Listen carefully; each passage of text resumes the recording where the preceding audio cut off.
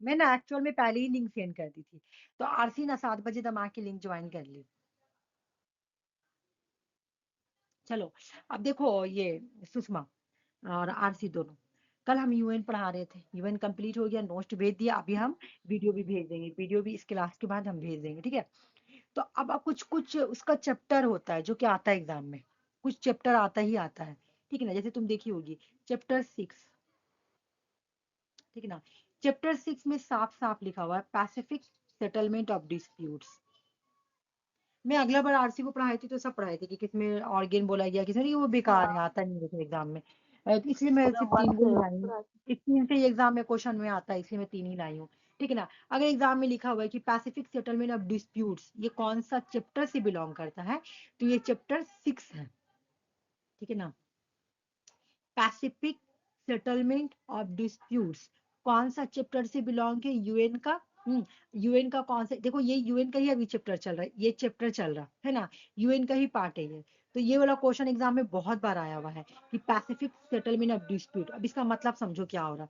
Pacific settlement dispute का मतलब क्या है, encourage countries to resolve disputes through the peaceful means like negotiation, mediation, arbitrations और judicial settlement। बोल रहा है कि सबसे पहले चैप्टर 6 में लिखा हुआ है कि अगर यूएन के कंट्रीज के बीच में लड़ाई होता है, 193 मेंबर कंट्रीज हम लोग पढ़े थे, है ना। अगर 190 मेंबर या फिर वर्ल्ड में कोई भी कंट्री के बीच में लड़ाई होता है, तो यूएन सबसे पहले उसको चैप्टर 6 के अकॉर्डिंग बोलेगी कि आप लोग पैसिफिक सेटलमेंट ऑफ डिस्प्यूट कर लीजिए। कहने का मतलब है कि निगोशिएशन कर लो, ठीक है।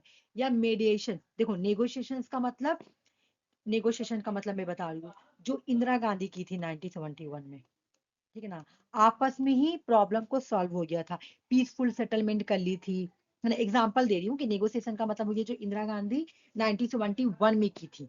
1971 में जो वार हुआ था, तो उन्होंने जो शिमला एग्रीमेंट किया था, उसमें उन्होंने जो किया था वो नेगोशिएशन था, क्योंकि दोनों कंट्री ने आपस में मिलकर अपना प्रॉब्लम को सॉल्व करने के लिए एक ट्रीटी को साइन कर लिया था, शिमला एग्रीमेंट। बोले या तो फिर मेडिएशन कर लीजिए। मेडिएशन जो 1965 में हुआ था, 1965 में जो ताशकान हुआ था, जो 1965 में जो वार हुआ, और ताशकान एग्रीमेंट 1966 में हुआ। तो यहाँ पे जो है ना मेडिएशन कौन करवाया था, सोवियत यूनियन आकर इंडिया और पाकिस्तान के बीच में मेडिएशन कराया था, ठीक है। या आर्बिट्रेशन कर लीजिए, या जुडिशियल सेटलमेंट कर लीजिए, किसी भी तरह का सेटलमेंट कर लीजिए भाई, आप लोग अपना प्रॉब्लम को पैसिफिक सेटलमेंट ऑफ डिस्प्यूट यानी बैठकर पीसफुल मीन्स के थ्रू प्रॉब्लम को सॉल्व कर लीजिए। पहले चैप्टर 4 यूएनओ, चैप्टर 6 है सॉरी, चैप्टर 6 में यूएन का यही बोला गया है कि अगर दो कंट्री के बीच में डिस्प्यूट होता है तो वो लोग अपने डिस्प्यूट को रिजॉल्व करने के लिए पीसफुल मेथड यूज करे, लाइक नेगोशिएशंस यूज करे, लाइक मेडिएशंस करे, या आर्बिट्रेशंस करे, या जुडिशियल सेटलमेंट करे। ओके, क्वेश्चन यार समझ में आ गया। अब उसके बाद चैप्टर 7 में देखो क्या लिखा हुआ है। चैप्टर 7 बोल रहा है action with respect to trade to the peace, bridges of the peace and act of aggression. देखो अब बोल रहे हैं, देखो मेरी बात सुनो। अब जैसे ये भी मैं एग्जांपल से ही समझाऊंगी कि तुम लोगों को माइंड में एग्जांपल रह जाए। चैप्टर 6 बोल रहा है कि अगर किसी कंट्री में लड़ाई हो, मतलब जैसे तुम फिलिस्तीन इजराइल का लड़ाई देखी होगी, तो फिलिस्तीन को तुम देखियो क्या हुआ, वहां पे पूरा ब्रिज हुआ, पीस पीस जो है भंग हो गया, ट्रेड हो गया, तो वहां पे एक्शन लेने के लिए बोल रहा है, जाके वहां पे जाके लिए बोल रहा है कि grand grant in a peace security council authority to take the binding action, maintain the restore international peace। मतलब फिलिस्तीन पूरी तरह से बर्बाद हो गया। अब जब बर्बाद हो गया तो वहां पे यूएन का फर्ज बनता है चैप्टर 7 के अकॉर्डिंग कि वो वहां पे जाके फिर से रिस्टोर करे पीस को। अभी अभी का स्टोरी छोड़ दो, तुम देखी होगी जब फिलिस्तीन का दिखा रहा था वीडियो वीडियो इंस्टाग्राम पे, तो बहुत खूबसूरत खूबसूरत कॉलेज, बहुत खूबसूरत अस्पताल, स्कूल टूट रहा था, ठीक है ना। तो वो कौन बनाया था, वो यूएन का स्कूल था, वो कोई फिलिस्तीन का खुद का नहीं था, वो यूएन का था। पहले जब इसराइल और फिलिस्तीन में फिर पहले भी लड़ाई हुआ था ना, तो उस टाइम भी बहुत डिस्प्यूटेड हो गया था, मतलब बहुत ज्यादा डिस्ट्रॉय वगैरह हुआ था। तो यूएन जाके वहां पे स्कूल को स्टैब्लिश करती है, कॉलेज को सेटअप करती है, अस्पताल वगैरह ये सब सेटअप करती है। ओके, तो चैप्टर 7 में ये बोला गया है कि अगर किसी कंट्रीज में, ठीक है ना, अगर किसी कंट्रीज में पीस पीस पीस स्टेट हो जाए, है ना, या एग्रेशन हो, तो वहां पे सिक्योरिटी काउंसिल क्या करेगी, जाकर वहां पे इंटरनेशनल पीस को फिर से रिस्टोर करेगी। ठीक है ना। पहले में समझ में आ गया कि लड़ाई होगा तो पीसफुल माहौल बनाना है। दूसरे में समझ में आ गया कि अगर तुम्हारा बर्बाद हो गया, जैसे अभी फिलिस्तीन बर्बाद हो गया, तो वहां पे जो भी जाके एक्शन करेगी तो वो जाके ये करेगी। सेक्शन भी अगर लगाना होगा ना, जैसे कि इंडिया पे अगर सेक्शन लगाना हुआ, या पाकिस्तान पे सेक्शन लगाना हुआ है ना, तो ये चैप्टर 6-7 में लिखा हुआ है। या मिलिट्री एक्शन लेना होगा, पीस कीपिंग फोर्स को भेजना होगा, तो चैप्टर 7 में लिखा हुआ है। ठीक है ना। चैप्टर 8 में क्या लिखा हुआ है, रीजनल अरेंजमेंट।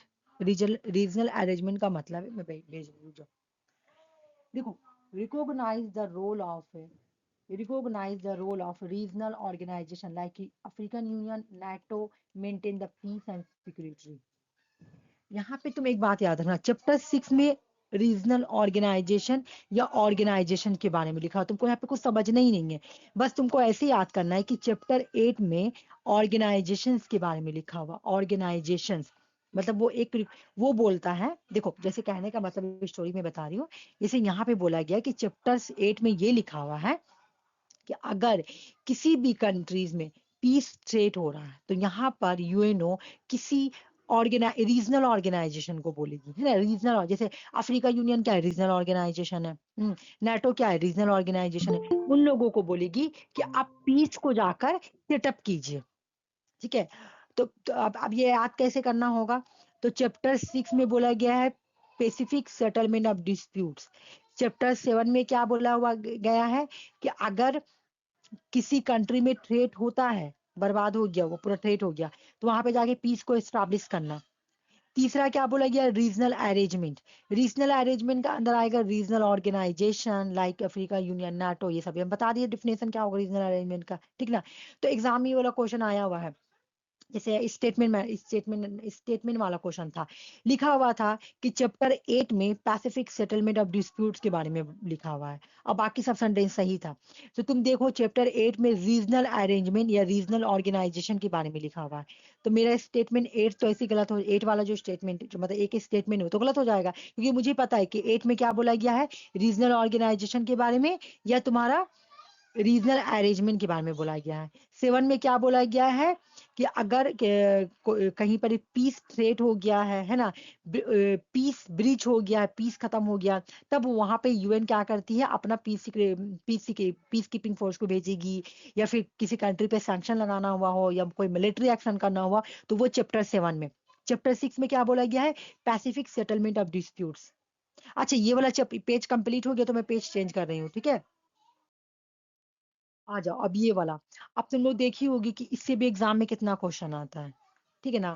इससे भी एग्जाम में क्वेश्चन आता है, मतलब ज्यादा ज्यादा तो नहीं याद करेंगे, बट एक बार सबको पढ़ेंगे, और जो मेन मेन है उसको एक दो बार रट लेंगे। ठीक है, रुक जाओ।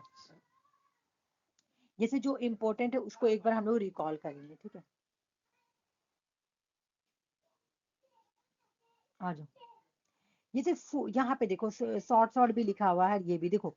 जैसे फूड एंड एग्री, ये वाला देखो, नजर आ रहा ना तुम लोग को, छोटा नहीं ना लग रहा ज्यादा, ये ज्यादा मुझसे बड़ा नहीं हुआ। ठीक है। हम तो जूम करके देख रहे हैं। नहीं, बाकी ना ये क्वेश्चन वाला था ना, मैं उसको बढ़ा के लाई हूँ। मैं सबको ना मतलब फॉन्ट बढ़ा दी, 18 में फॉन्ट रखती थी बनाने में नॉर्मली, लेकिन मैं सबको क्वेश्चन वाला को मैं सारा को 24 करके लाई हूँ। तो आरसी बोली भी कि नहीं आज ठीक है। तो ये वाला नहीं हो पा रहा, क्योंकि इसको अगर मैं बड़ा करूंगी ना, तो फिर ये दूसरे पेज में आ जाएगा, फिर तुम लोगों को याद करने में प्रॉब्लम होगा। ठीक है। तो ये 18 ही फॉन्ट रह गया। बाकी आर मुझे नहीं लग रहा कि आर सब में प्रॉब्लम, इससे पहले वाला तो बड़ा बड़ा था, वो उतना प्रॉब्लम नहीं है, वो तो दिख रहा होगा। हाँ, ये तो छोटा है, ये तो तुमको जूम करके ही देखना पड़ेगा मुझे लग रहा है, क्योंकि ये इसमें ना प्रॉब्लम क्या है कि एक ही में है, तुम वीडियो सुनोगी तो तुमको एक में ही मिल जाएगा, ये बात है। देखो, यूएन में कितना एजेंसी है, यूएन की कितनी एजेंसी है, तो 15 एजेंसी है। ठीक ना। ये सारी ही यूएन की एजेंसी है। ओके। तो पहला एजेंसी कौन है भाई, तो फूड एंड एग्रीकल्चर ऑर्गेनाइजेशन। ठीक है ना। फूड एंड एग्रीकल्चर ऑर्गेनाइजेशन 1945 में आई है। रूम में इसका रूम है, इसका हेडक्वार्टर कहाँ है, रूम इटली। इटली में के रूम में इसका हेडक्वार्टर है। ठीक है ना। पहले हम लोग 1945 में जो जो आई वो पढ़ लेते हैं। ठीक है ना। पहले जो 1945 में आई वो उसको पहले पढ़ लेते, क्योंकि यूएन के साथ आई है तो थोड़ा याद करने में आसानी होगा। ठीक है ना। देखो, उसके बाद क्या हुआ, आर 1945 में कहा आया, देखो यहाँ पे एक यूनेस्को, यूनेस्को देखो यहाँ पे एक ही डेट लिखा हुआ है 1945, ठीक है ना, लेकिन यूनेस्को काम करना स्टार्ट की थी 1946 से, एग्जाम में 1946 वाला ही आया था। 1945 में आई थी यूनेस्को, 1946 से काम करना स्टार्ट की थी। ओके, उसके बाद हम लोग ये देख लो, ये हो गया, दो दो याद हो गया, एक तो फूड एग्रीकल्चर ऑर्गेनाइजेशन 1945 की है, और एक तुम्हारा यूनेस्को। यूनेस्को भी कहाँ पर है तुम्हारा, इसका इसका ये कैपिटल, ये इसका हेडक्वार्टर याद करना जरूरी है, पेरिस यानी फ्रांस, फ्रांस के पेरिस में। थोड़ा बंद कर देना फिर भी, ठीक है ना। तो पहले समझ में आ गया, फूड एंड एग्रीकल्चर ऑर्गेनाइजेशन कहाँ है, फूड एंड एग्रीकल्चर ऑर्गेनाइजेशन रोम का इटली में है, 1945 में यूएन के साथ आई है। उसके बाद यूनेस्को भी यूएन के साथ आई है, बट वो अपना काम करना 1946 से स्टार्ट किए, हो गया। उसके बाद एक और क्वेश्चन आई है जो मैं तुम लोगों को यहाँ पे क्लियर करूंगी, ये वाला, ILO, international labour organisation, international labour organisation, ये आई थी 1919 में, देख लो, बट यूएन में कब ज्वाइन हुई थी, 1946 में, ठीक है ना। अगर यूएन का ज्वाइन का डेट पूछेगा तो इतना देंगे, लेकिन जब पूछेगा कब आया है तो हम लोग 1919 देंगे, ठीक है ना, ये समझ में आ गया। अच्छा, एक चीज और देखो, आईएमएफए हम लोगों को याद है, आईएमएफए 1944 में आई थी, 1945 में इफेक्ट में आई थी, ठीक है, 1945 में इफेक्ट में आई थी, और 1947 से काम करना स्टार्ट की थी आईएमएफए। मैं पढ़ाई थी कि आईएमएफए किससे आई थी, ब्रेडिन वुड कॉन्फ्रेंस से आई थी, है ना, ब्रेडिन वुड कॉन्फ्रेंस से आई थी। 1945 और 1946 वाला हम लोग पहले याद कर ले रहे हैं। उसके बाद देखो, आईएमएफए 1944 में किसके किसके साथ आई थी, है ना, तुम्हारा ब्रेडिन वुड कॉन्फ्रेंस ने इसको लाया था, लेकिन ये आई कब थी, 1945 में, मतलब इसका एग्जिस्टेंस हुआ था, ठीक है ना। काम करना कब से स्टार्ट की थी, तो 1947 से काम करना स्टार्ट की थी। ये हो गया कंप्लीट आईएनएफए। तो हम लोग पढ़े फूड एंड एग्रीकल्चर ऑर्गेनाइजेशन, एक पढ़े, दूसरा हम लोग क्या पढ़े, दूसरा हम लोग पढ़े तुम्हारा यूनेस्को 1945 में आई थी, 1946 में। अच्छे, ये सबका हेड क्वार्टर एक बार पढ़ लेते हैं, सॉरी, फूड एंड एग्रीकल्चर का हेड क्वार्टर है तुम्हारा Rome and Italy. International labour organisation का हेड क्वार्टर है जेनीवा, स्विट्जरलैंड। उसके बाद तुम्हारा ये आईएमएफए का इंपॉर्टेंट है, आईएमएफए का हेड क्वार्टर कहाँ है, वाशिंगटन डीसी यूएस में, ठीक है। उसके बाद यूनेस्को का जो है ना, ये पेपर 1 पेपर 2 दोनों के लिए इंपॉर्टेंट, तो इसका तुमको अच्छे ध्यान देना पड़ेगा। यूनेस्को 1945 में आई थी, 1946 में इफेक्ट में आई थी, और पेरिस, फ्रांस के पेरिस में इसका हेड क्वार्टर है, ठीक है, हो गया। अब उसके बाद हम लोग इसको ऐसे रैंडमली एक बार पढ़ लेते हैं, ठीक है ना, इतना चीज हम लोग एक बार पढ़ लिए हैं। उसके बाद अब रैंडमली पढ़ लेते हैं, इसको मैं मिटा रही हूँ, इरेज कर रही हूँ, उसके बाद रैंडमली एक बार पढ़ लेते हैं। हाँ, एक चीज और पढ़ना, रुक जाओ, world health organisation, WHO, WHO कब आई तुम्हारा, तो 1948 में आई है ना। हेडक्वार्टर कहाँ है, स्विट्जरलैंड, जिनीवा, स्विट्जरलैंड के जिनीवा में, ठीक है। एक और पढ़ना हम लोग को, world group bank, world group bank जो है ये कब आई थी, तो 1944 में आई है, हेडक्वार्टर कहाँ है, वाशिंगटन डीसी यूएस में है। अब इसको हम लोग रैंडमली पढ़ लेते हैं, हालांकि इसमें से तो बहुत सारा को आई हुई है, ऐसा बात नहीं है, मैं इसको इरेज कर रही हूँ, ठीक है।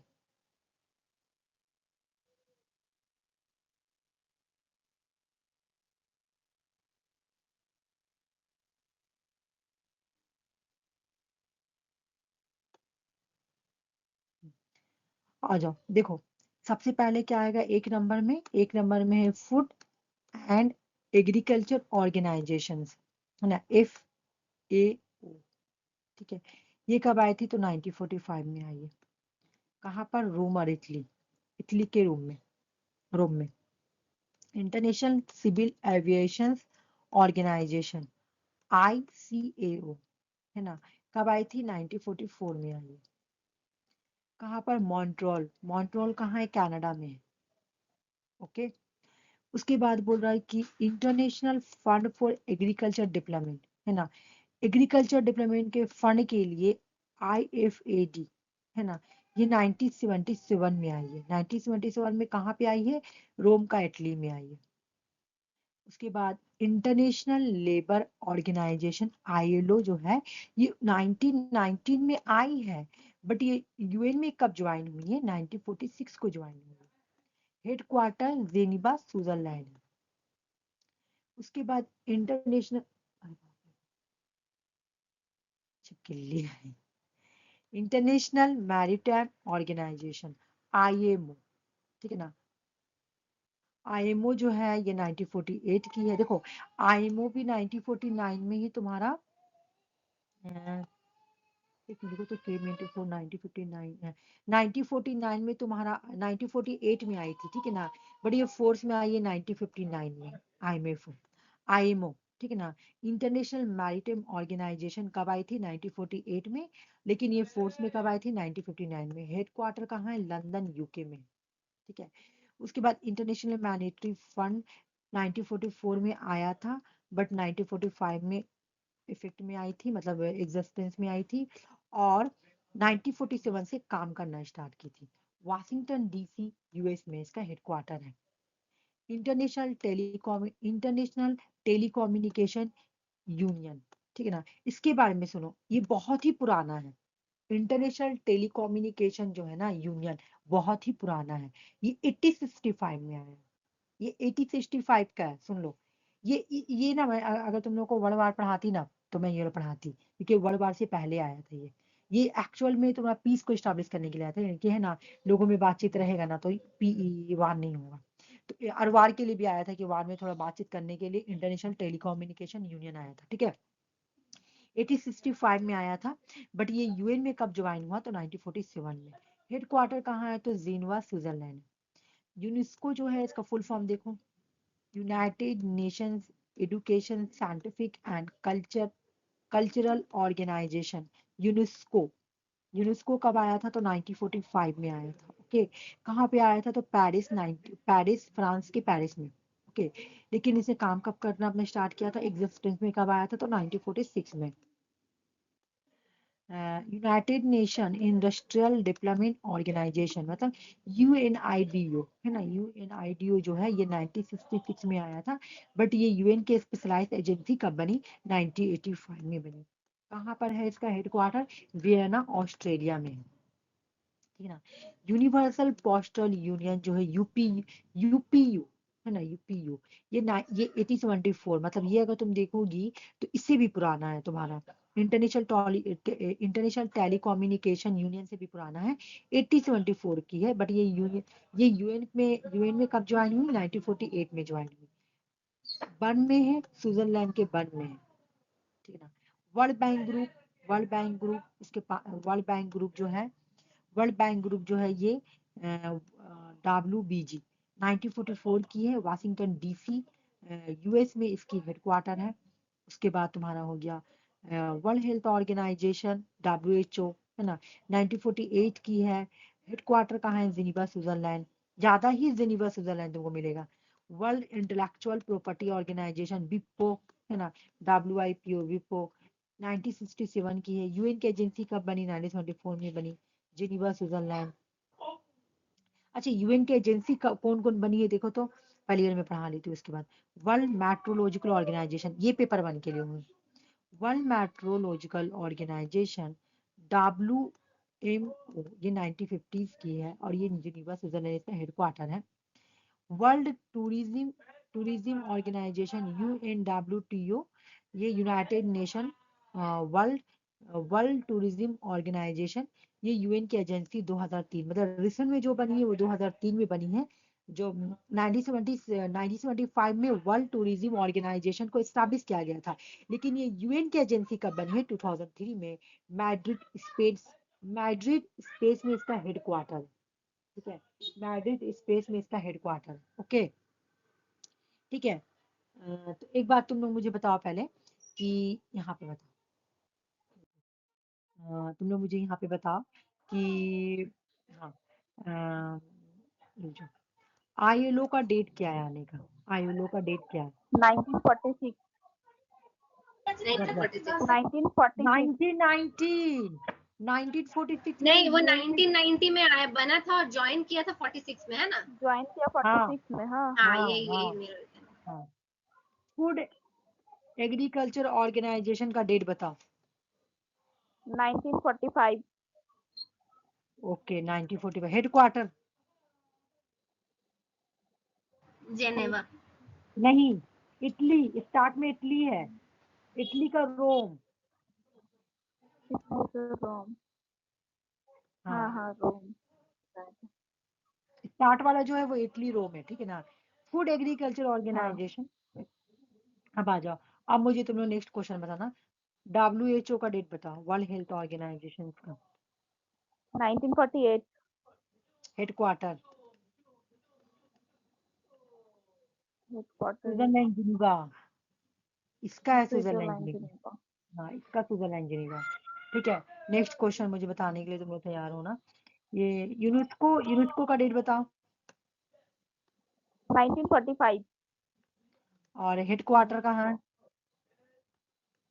हेडक्वार्टर तो याद नहीं है। Paris, France. पेरिस जो फ्रांस। मैं बताई कि 1945 में आई है, बट इफेक्ट में कब आई है, हाँ 1946 में आई है।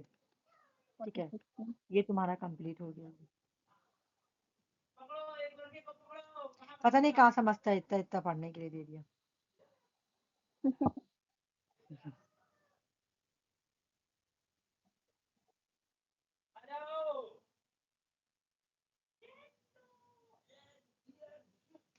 ये चैप्टर देखो, ये है, इस चैप्टर का नाम आसिला तो नहीं है, बट पता नहीं सुषमा ये पढ़ी है कि नहीं।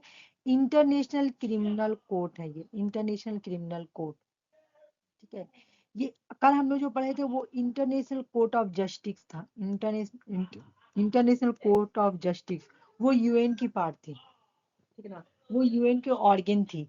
लेकिन इंटरनेशनल क्रिमिनल कोर्ट जो है, इसका ये यूएन की बॉडी नहीं है, ये यूएन का ऑर्गन नहीं है। ये बात इसका पहला फीचर है। इंटरनेशनल क्रिमिनल कोर्ट का पहला फीचर है कि ये यूएन की बॉडी नहीं है, ठीक है ना। इंटरनेशनल क्रिमिनल कोर्ट की पहली फीचर है कि ये यूएन की बॉडी नहीं है। और ये क्या है, ये एक इंटर गवर्नमेंटल ऑर्गेनाइजेशन है, ठीक है। हेडक्वार्टर क्या है, हेडक्वार्टर कहाँ है, द हैग में। हैग में कहाँ, नेदरलैंड में। कल हम देखे थे, कल इसका भी तुम्हारा हेडक्वार्टर, यूएन की एक ही ऐसी बॉडी थी जिसका हेडक्वार्टर द हैग था, है ना, हैग नेदरलैंड। बाकी सबका न्यूयॉर्क था, ठीक है। तो आईसीसी का headquarter the Hague and Netherland है, ठीक है ना। बोला कि ये जो है ना, it is the first permanent international criminal court in the world. ये आई कब थी, देखो ये आई कब थी, इसका आने वाला डेट भी याद करना है, इन्फोर्समेंट डेट भी याद करना है, दोनों ही इंपॉर्टेंट है।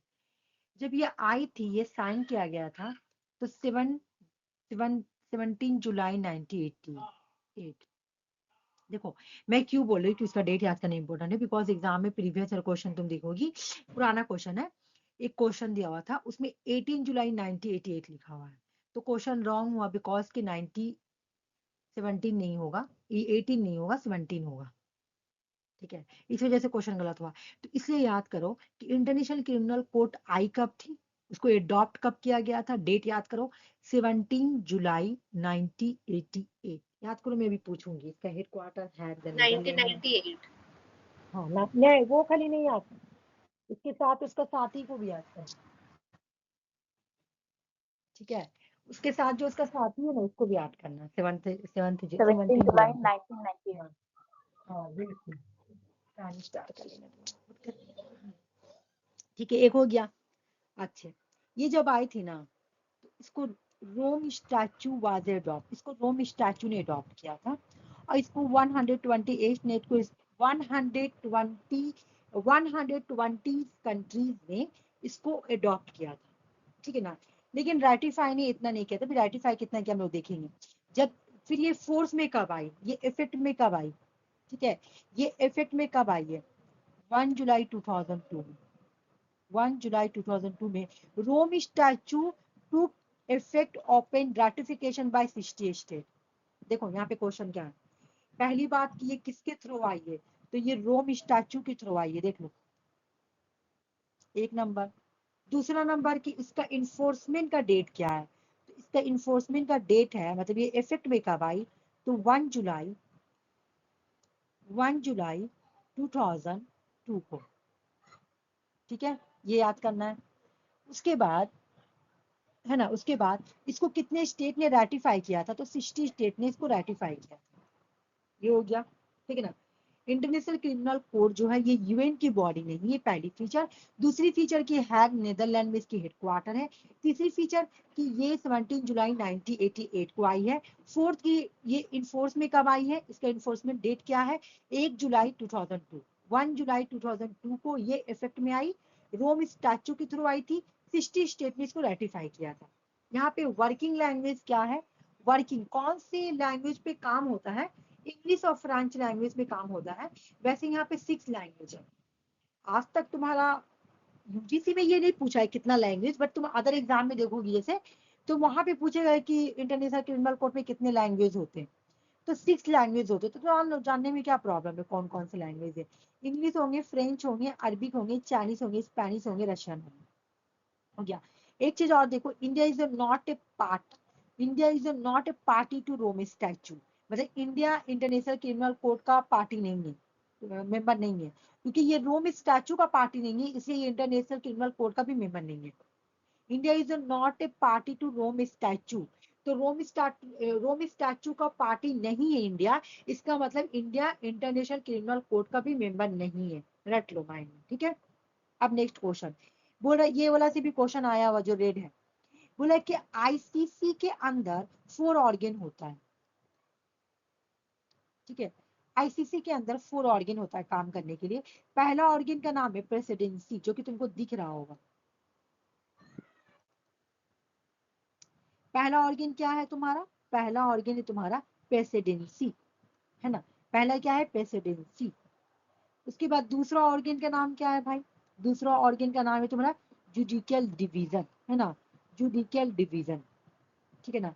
दूसरा जो ऑर्गन है उसका नाम क्या है, जुडिशियल डिवीजन। ओके, समझ में आ रहा। दूसरा जो उसका ऑर्गन है उसका नाम क्या है, जुडिशियल डिवीजन। तीसरा क्या है भाई, तीसरा है ऑफिस ऑफ द प्रोसिक्यूटर, ठीक है ना, ऑफिस ऑफ द ऑफिस, ठीक है, ऑफिस ऑफ द प्रोसिक्यूटर, ठीक है, PROSE, ठीक है, CTOR, यू छूट गया, ठीक है ना। यहाँ पे तो लिखा हुआ है presidency, judicial division, office of the prosecutor, और फोर्थ नंबर है तुम्हारा रजिस्ट्री, ठीक ना। फोर्थ ऑर्गन का नाम क्या है, रजिस्ट्री, ठीक है। फोर्थ क्या है, रजिस्ट्री, आराम से याद हो जाएगा, ठीक है ना। तो हम लोग को ये वाला पेज क्लियर हो गया कि इंटरनेशनल क्रिमिनल कोर्ट में कितने, ये इसका हेडक्वार्टर कहाँ है, हैग नेदरलैंड। कब आया था, तो 17 जुलाई 1998 में। ये first permanent international criminal court है वर्ल्ड में, पूरे वर्ल्ड में। ये इफेक्ट में कब आया था, 1 जुलाई 2002 को। 2 लैंग्वेज पे काम होती है, वर्किंग लैंग्वेज 2 है, वैसे 6 लैंग्वेज है, ठीक है।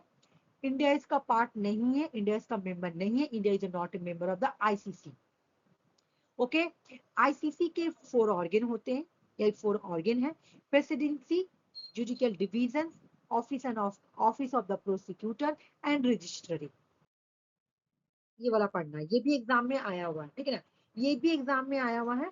देखो, अब मैं बता रही हूँ कि क्वेश्चन आता है एग्जाम में कि कौन कौन बात पे ये, इसके यहाँ पे इसका जुरिडिक्शन क्या है, इसको पावर क्या है, किस किस पे ये अपना जुरिडिक्शन दे सकता है, अपना जजमेंट दे सकता है।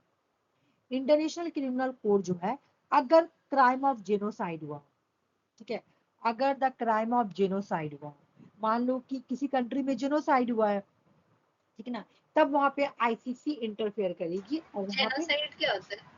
जेनोसाइड मतलब कत्लेआम करना, रेप करना, ये सब जो होता है ना। जैसे तुम देखियो कि म्यांमार में जो रोहिंग्या क्राइसिस सुनी हो ना, तो म्यांमार में जो रोहिंग्या मुस्लिम के साथ हुआ था उसको तुम जेनोसाइड बोल सकती हो, हाँ, ठीक है। हाँ, जैसे कत्ल करना, लड़कियों लोग बूढ़ों बच्चों का कत्ल करना, लड़कियों का रेप करना, इस तरह का एक्टिविटी को ही जेनोसाइड बोला जाता है, ठीक है। जैसे तुम्हें कोई ये स्टोरी भी सुनी होगी कि जब रोहिंग्या क्राइसिस हुआ था, तो रोहिंग्या क्राइसिस को बोला गया था कि ये एक ऐसा जेनोसाइड है जिसको हम लोग हिस्ट्री से कभी क्लीन नहीं कर सकते, मतलब ये एक एथनिक क्लिनजिंग है, बोला गया था कि रोहिंग्या क्राइसिस जो है ना वो एक एथनिक क्लिनजिंग है, क्लिनजिंग मतलब एथनिक क्लिनजिंग मतलब एक पार्टिकुलर धर्म को लेकर साफ करने का एक पर्पस है, ये एक तरह का जेनोसाइड है। अच्छा, तो जैसे वहां पे हुआ था ना एक, जो हम लोग इसके बारे में पढ़ रहे थे, लेकिन हमको नाम नहीं याद आ रहा है, जो हम लोग पढ़ते हैं रवांडा, जो अमेरिका, नहीं नहीं, अमेरिका चली आई थी, अरे नाम नहीं याद आ रहा दीदी, हम ही लोग का पॉल साइंस में, ज्यूज ईरान, लोग को जो वहां से भगा रहा था, तो वो चली आई थी उस, हना इजराइल, अरेंडेड। क्या? नहीं नहीं, एना है, एना एरेंट नहीं, हाँ हाँ एना एरेंट शायद वही ना आई थी। ओ हाँ हाँ, हाँ हाँ, एक पेनाल्टी ऑफ मिनट। इज हाँ, जो हिटलर, देखो, इससे बिलोंग हिटलर करती जो, थी। नहीं हाँ नहीं, हिटलर जो करा था वो डिक्टेटरशिप था। जेनोसाइड का मतलब क्या होता है मैं बता रही हूँ, कत्लेआम करना। कत्लेआम पता नहीं तुम उर्दू में समझ पाएगी। देखो, जैसे तुमको आके हाँ, सडनली समझ लोगों रहे। को मारना लगना, वो जो था वो कत्लेआम नहीं था। हिटलर जो कर रहा था वो जेनोसाइड नहीं था, वो तो तो डिक्टेटरशिप बेगुनाह था। को वो मार तो, देना ऐसा। हाँ, वो देखो, वो जो कर रहा था ना, वो डिक्टेटरशिप गवर्नमेंट था, वो अपने लोगों के साथ कर रहा था। ठीक है, वो तो एक पीरियड से, ये जेनोसाइड तो सडनली आता ना, सडनली आके लोगों को कत्लेआम कर दिया। तो ठीक है ना? वो भी तो एक जो पर्टिकुलर धर्म को मार रहा था हाँ, ना, ज्यूस नहीं को नहीं, भगा रहा था। वो डिक्टेटरशिप बोल देंगे उसको, मतलब वो जो जेनोसाइड, उसको जेनोसाइड तुम देखोगी ना, एक्चुअल में जेनोसाइड का डिफिनेशन होता है कत्लेआम करना। कत्लेआम का मतलब तुम लोगों को डायरेक्टली जाके कत्ल कर रही हो, जान मार रही हो, ठीक है ना, मार रही हो। और ये, वो तो एक तरह का उसका पूरा मेंटेलिटी घुरा हुआ था। मतलब तुम देखोगी कि अगर वो अच्छा, तो एक लंबा लॉन्ग हिस्ट्री हो गया। जैसे तुम देखोगी ना, अगर तुम हिटलर का स्टोरी पढ़ोगी तो हिटलर बहुत ही गलत इंसान था, लेकिन वो बीज बोया गया था कहाँ? कल हम लोग पढ़े थे क्या, treaty of Versailles. Treaty of Versailles में ही ना सेकंड वर्ल्ड वॉर का बीज बो दिया गया था। मतलब हम नहीं बोल रहे, ये फिलोसफर जो ऑथर लोग लिख कर गए वो लोग बोल रहे हैं, मैं पढ़ी थी बुक में तो बता रही हूँ। बोला गया था कि जब ट्रीटी ऑफ वर्साइल हुआ था ना, तो ट्रीटी ऑफ वर्साइल में क्या किया गया था, जो जर्मनी था उसके साथ बहुत ही मतलब खराब बिहेव किया गया था। एक उनको ना जमीन में बैठाया गया था जब ट्रीटी ऑफ वर्साइल हो रहा था, क्योंकि उनको बोला गया था कि आप ही वार के रिस्पॉन्सिबल हैं, फर्स्ट वर्ल्ड वार के रिस्पॉन्सिबल आप ही है, ठीक है ना। तो वो, उसको बोला गया कि आप ही रिस्पॉन्सिबल है, ये है वो, बहुत ही उनके बहुत सारा सैंक्शन लगा। उसके बाद उन लोगों को बहुत डांटा गया, बहुत बोला गया, जमीन में बैठाया गया, बहुत रूड। वहां से ही हिटलर क्या किया, उस लोगों को लेकर हिटलर हिटलर आके लोगों में अपना एक एक्सट्रीम नेशनलिज्म दिखाने लगा। ये बोलने लगा कि देखो, हम लोगों के साथ ना जूस ने कितना गलत किया है। जूस ने हम लोगों, वो तो सभी लोगों को ना भड़काया। जूस ने हम लोगों को क्या किया, हम लोगों का दुश्मन है, क्योंकि उन्होंने हम लोगों को ना हम लोग कितना इंसल्ट किया, हम लोगों को ऐसे ही किया, वो क्या, ट्रीटी ऑफ वर्साइल से मतलब उसका बीज बो दिया गया था, ठीक है ना। अब वो क्या किया, एक तरह का लोगों के अंदर एक्सट्रीम नेशनलिज्म भरते गया।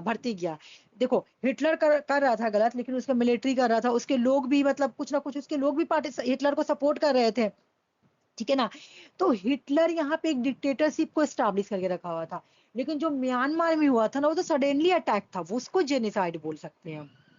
जेनोसाइड का अगर डिफिनेशन देखोगी तो उर्दू में होता है कत्लेआम करना। हिंदी में अगर इसको बोले तो तुम डायरेक्ट किसी पे जाके, अब जैसे एक पीपल रह रही है, एक गांव है, एक पार्टिकुलर कोई गांव है, तो पार्टिकुलर गांव में बहुत सारे लोग घुस गए, लोगों को जान मार रहे हैं, है ना, जान मार रहे हैं उनको, लड़कियों के साथ रेप कर रहे हैं, जान मारे, उसको जेनोसाइड बोलेंगे, ठीक है ना। लेकिन वो भी कर रहा था, एक्टिविटी सेम था, बट वो तो एक पीरियड से चला आ रहा था ना, कि एक्सट्रीम नेशनलिज्म भर दिया लोगों के माइंड में कि हम लोगों के साथ जूस ने बहुत गलत किया है, हमको उन लोग से बदला लेना है। तो एक बात और सुन लो, ये भी जब मैं तुम लोगों को पढ़ाती ना, तो यहाँ से एक और स्टोरी निकल जाएगा कि जब सेकंड वर्ल्ड वॉर 2 खत्म हुआ, तो वर्ल्ड के जो बड़े बड़े लीडर हैं, उन्होंने एक जगह बैठा आकर, और बैठकर एक बात किया कि तुमको पता है फर्स्ट सेकंड वर्ल्ड वॉर हुआ क्यों? सब अपने आपस में बोलने लगा, तो सब बोला क्यों? तो वर्ल्ड लीडर लोगों को पता रिप्लाई क्या था? बोला कि एक्सट्रीम नेशनलिज्म की वजह से वर्ल्ड वार हुआ है। तो बोला क्यों? बोले देखो, हिटलर क्या किया, हिटलर के साथ ट्रीटी ऑफ वर्साइल में गलत हुआ, तो वो जब गलत हुआ ना, तो वो लोगों के माइंड में एक बात भरने लगा। तुम देखी होगी, जैसे अभी कश्मीर में भी जो हुआ, कश्मीर में भी जो मुस्लिम हिंदू को मारा, तो वो जो मुस्लिम था वो एक्सट्रीम था, वो एक्सट्रीम रिलीजियस इसको बोल सकते हैं।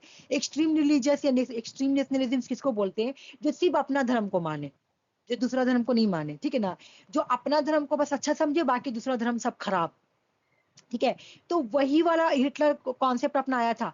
तो सेकंड वर्ल्ड वॉर में सब लीडर ने बोला कि देखो अब हम लोग लोगों के दिलों में एक्सट्रीम नेशनलिज्म नहीं भरेंगे, लोगों के दिलों में हम लोग मल्टीपल भरें, मतलब सबके लिए अपने अपने रिलीजन्स के लिए भी, अपने नेशनलिज्म के लिए भी प्यार हो दिल में, बट है ना वो दूसरे भी नेशनलिज्म को रिस्पेक्ट दे। ठीक है ना। तो ये कैसे होगा, ये हम ऑर्गेनाइजेशन स्टैब्लिश करेंगे। तो इस वजह से उन्होंने तुम्हारा IMF, वर्ल्ड बैंक, इन सबको स्टैब्लिश किया था कि लोग एक जगह आएंगे, साथ मिलेंगे, बातचीत करेंगे, तो एक दूसरे से मिलेंगे ना, तो नेशनलिज्म का फीलिंग ज्यादा नहीं रहेगा, बल्कि इंटरेक्टिव ज्यादा होगा लोगों में। तो ये भी एक वजह था, समझी, ये भी एक वजह था। बट जेनोसाइड का वजह मुझे डिफरेंट लगता है। मैं जहां तक पढ़ी तो जेनोसाइड का मतलब होता कत्लेआम करना, कि लोगों को मारना एक पार्टिकुलर धर्म को। अब देखो आईसीसी मान ले कि कोई अपना, अभी जैसे तुम नॉर्थ कोरिया में चले जाओ, तो नॉर्थ कोरिया में वहाँ पे कितना ब्रुटल ये करता है अपने लोगों के साथ। ह्यूमन राइट्स अब्यूज होता है वो सब। बिल्कुल सही बोल रही, हाँ, जब ह्यूमन राइट अब्यूज होगा तो उसको जेनोसाइड बोलेंगे। बिल्कुल मेरे माइंड में वाला बात आ रहा था, मैं एकदम ध्यान से निकल रहा था। बिल्कुल आपको आशीष सही बात बोली, हाँ, हम ही बोली थी ये वाला बात, लेकिन मैं माइंड से निकल रहा था। अब बोल रही हूँ ना कि कुछ इसका वर्ड निकल रहा। जब ह्यूमन, हाँ, ह्यूमन राइट जब अब्यूज होता है ना, तब तुमको जेनोसाइड बोला जाता है। ठीक है, जेनोसाइड होता है। ठीक है। तो ह्यूमन राइट्स तब अब्यूज होता है जब तुम किसी को मान रही हो, कत्ल कर रही हो, रेप कर रही हो, ये कर हो रहा है, ये सब इसी को बोला जाता है। ठीक है ना। या देखो ना, क्राइम अगेंस्ट ह्यूमैनिटी, देखो यहाँ भी लिखा हुआ है, क्राइम अगेंस्ट, क्राइम हो रहा ह्यूमैनिटी के अगेंस्ट। ठीक है, क्राइम हो रहा ह्यूमैनिटी के अगेंस्ट, या वार क्राइम हो रहा। वार में भी जब क्राइम होता है ना, तो उसको भी बोलेंगे। जैसे तुम देखी होगी, तुम्हें सिंथिया इलिनॉय का तुम स्टोरी, बनाना बेसेस एंड बीजेस, वो बुक में, वो बुक अगर तुम पढ़ोगी तो बहुत ही मतलब उसने लिखा है मिलिट्री, अमेरिका मिलिट्री को वो बहुत गंदा है, बहुत मतलब बहुत उन लोगों के लिए बहुत ही खराब खराब वर्ड यूज किया उन्होंने बनाना इन बेसिस एंड बीजेस में। क्योंकि उन्होंने क्या किया था, मिलिट्री आर्मी ने, अमेरिका की आर्मी ने, तो जैसे ईरान में जो लड़ाई हुआ या वियतनाम में लड़ाई हुआ, तो उन्होंने क्या किया, वहां के विमेन के साथ रेप किया, है ना, हर एक बच्चा के साथ रेप किया, है ना। तो ये सभी तुम्हारा हो गया वार क्राइम्स। तो इस तरह की एक्टिविटी में बोला कि आईसीसी आए और इंटरफेयर करे। ठीक है ना। या क्राइम ऑफ एग्रेशन, ठीक है ना, या क्राइम ऑफ एग्रेशन हो। ठीक है ना। इस सब के एक्टिविटी में बोला आने के लिए। ठीक है ना। समझ में आ गया ना। देखो अगर ये चार को तुमको याद करना है, ये चार को रट लो कि आईसीसी का ज्यूरिडिक्शन किस किस चीज पे है। एग्जाम में क्वेश्चन आया हुआ, ठीक ना। आईसीसी का ज्यूरिडिक्शन कहाँ कहाँ है, तो जब क्राइम ऑफ जेनोसाइड हो, कहीं पर जेनोसाइड हो रहा है। अब मेरी बात सुनो, अब हिटलर ऐसा कर रहा था, तो यूएनओ क्यों नहीं किया इंटरफेयर? यूएनओ ने लीग ऑफ नेशन था, तो लीग ऑफ नेशन क्यों नहीं किया इंटरफेयर? क्योंकि वो उसका खुद का कंट्री था, वहां पे नहीं बोल सकते। लेकिन ये जैसे तुम ये रोहिंग्या क्राइसिस के साथ तुम देखोगी, तो वहां पे उन्होंने एक पार्टिकुलर धर्म को पकड़ के किया। हालांकि वहां पर भी किया था, लेकिन उन्होंने क्या किया, एक नेशनलिज्म का फीलिंग लोगों में भरने लगा, एक्सट्रीम नेशनलिज्म, कि हम लोग को जूस ने हमारे साथ बहुत गलत किया है, तो हम लोगों को बदला लेना होगा। तो इस तरह से उन्होंने बोला था, ह्यूमन राइट्स पे यूज किया गया था। और हालांकि आज तक जो जर्मनी में हुआ है ना, उसका एग्जाम्पल कोई नहीं है। जो जर्मनी में हुआ है ना, उसका भरपाई कोई नहीं किया अभी तक। उसका भरपाई जैसे फिलिस्तीन को भी मैं बोल सकती हूँ कि फिलिस्तीन को भी इजराइल पूरा बर्बाद कर दिया है। तो फिलिस्तीन अब है, अब का दौर में वो भी बहुत बड़ा क्राइसिस है।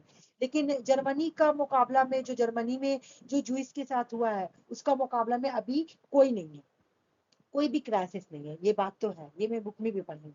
बस 8 का डेट में अगर तुम पढ़ोगी आर्टिकल, करंट आर्टिकल, तो उसमें लिखा हुआ है कि जो इसराइल ने भी जो फिलिस्तीन के साथ किया, हमास किया, तो हमास के साथ उसका प्रॉब्लम था, लेकिन उससे जो फिलिस्तीन को बर्बाद कर दिया, लोगों को, बच्चों को मारा, तो वो भी एक बहुत बड़ा क्राइसिस था। ठीक है ना। आ जाओ, द क्राइम ऑफ जेनोसाइड। ठीक है। आईसीसी, इंटरनेशनल क्रिमिनल कोर्ट का जुरिडिक्शन किस चीज में है, मतलब क्या होगा तो वो अपना आके जजमेंट सुनाएगी, जब कहीं पे जेनोसाइड हो। ठीक है ना। जब कहीं भी ह्यूमैनिटी के अगेंस्ट क्राइम हो रहा है, मान लो कि कोई, अब एक ही भी बात है, जो आईसीसी का मेंबर है उसी पे ये लागू है, इंडिया नहीं है मेंबर, तो इंडिया पे लागू नहीं होगा। ये बात सुन लो। हाँ, अगर ऐसे हो सकता है, देखो मैं एक बात बता रही हूँ, मान लो कि इंडिया, ठीक है, और पाकिस्तान आईसीसी का मेंबर है। ठीक है ना। और पाकिस्तान बोलेगा कि मैं जाना चाहता हूँ आईसीसी में, तुम भी चलो, तो वो हो सकता है। बट इंडिया के अगेंस्ट ये कुछ नहीं कर सकते, बिकॉज कि इंडिया इसका मेंबर नहीं है। जो आईसीसी का मेंबर है वही पे उसके रूल लागू होंगे, उसी पे जुरिडिक्शन होगा। ठीक है। तो आईसीसी का जुरिडिक्शन क्या क्या है, रट लो। The crime the crime of genocide, crime against humanity, कहीं ह्यूमैनिटी के अगेंस्ट क्राइम हो रहा, वार क्राइम्स, वार में बहुत, जैसे बोला गया कि वार ऐसे नॉर्मल होगा और तुम वार में बहुत ही ब्रूटल तरीके से वार कर रही है, तो वो भी क्राइम हो गया। क्राइम अगेंस्ट एग्रेशन, है ना, एग्रेशन के अगेंस्ट, वो सब में आएगा आईसीसी। आईसीसी करंट मेंबर है 125। आईसीसी का करंट मेंबर कितना है? 125। द रोम स्टैचू ने, देखो यहाँ पे एग्जाम में ये भी क्वेश्चन आता है कि रोम आईसीसी को स्टैब्लिश किसने किया, तो द रोम स्टैचू ने आईसीसी को स्टैब्लिश किया था। और ये क्या है? ये तो ना as a court of the last resort है। मैं बता रही हूँ इसका मतलब क्या है। आईसीसी को बोला जाता है as a court of the last resort. सबसे पहली बात, मान लो कि जैसे रोहिंग्या क्राइसिस हुआ, ठीक है ना, म्यांमार में, ये बात है, ठीक है, म्यांमार इसका इसका कंट्री का मेंबर, मैं ऐसे एग्जांपल दे रही हूँ, ठीक है ना, आईसीसी का मेंबर, ओके।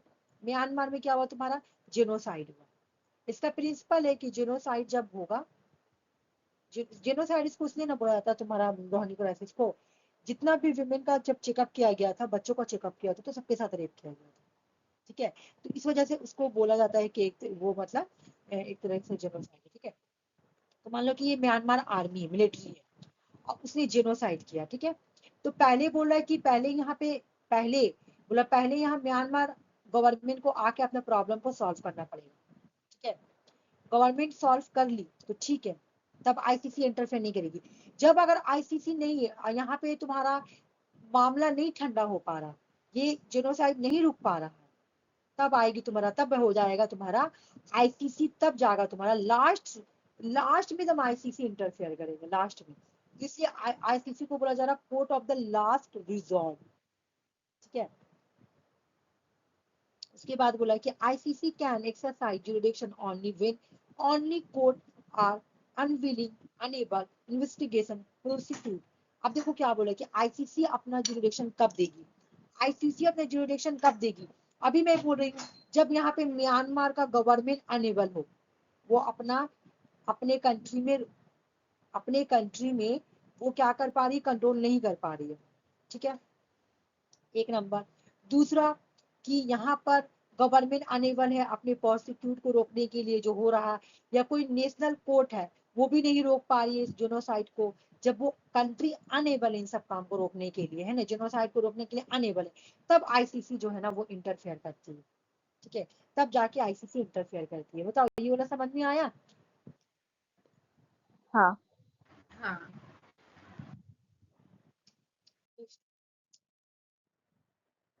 डिफरेंट देख लेते दोनों में, ठीक है।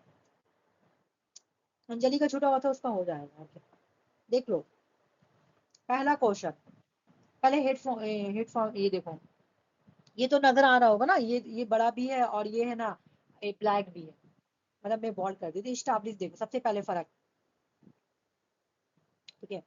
फुल फॉर्म देखो, इंटरनेशनल क्रिमिनल कोर्ट और इंटरनेशनल कोर्ट ऑफ जस्टिस, देख लो, इंटरनेशनल कोर्ट ऑफ जस्टिस है ये, और ये इंटरनेशनल क्रिमिनल कोर्ट है, एक फर्क हो गया।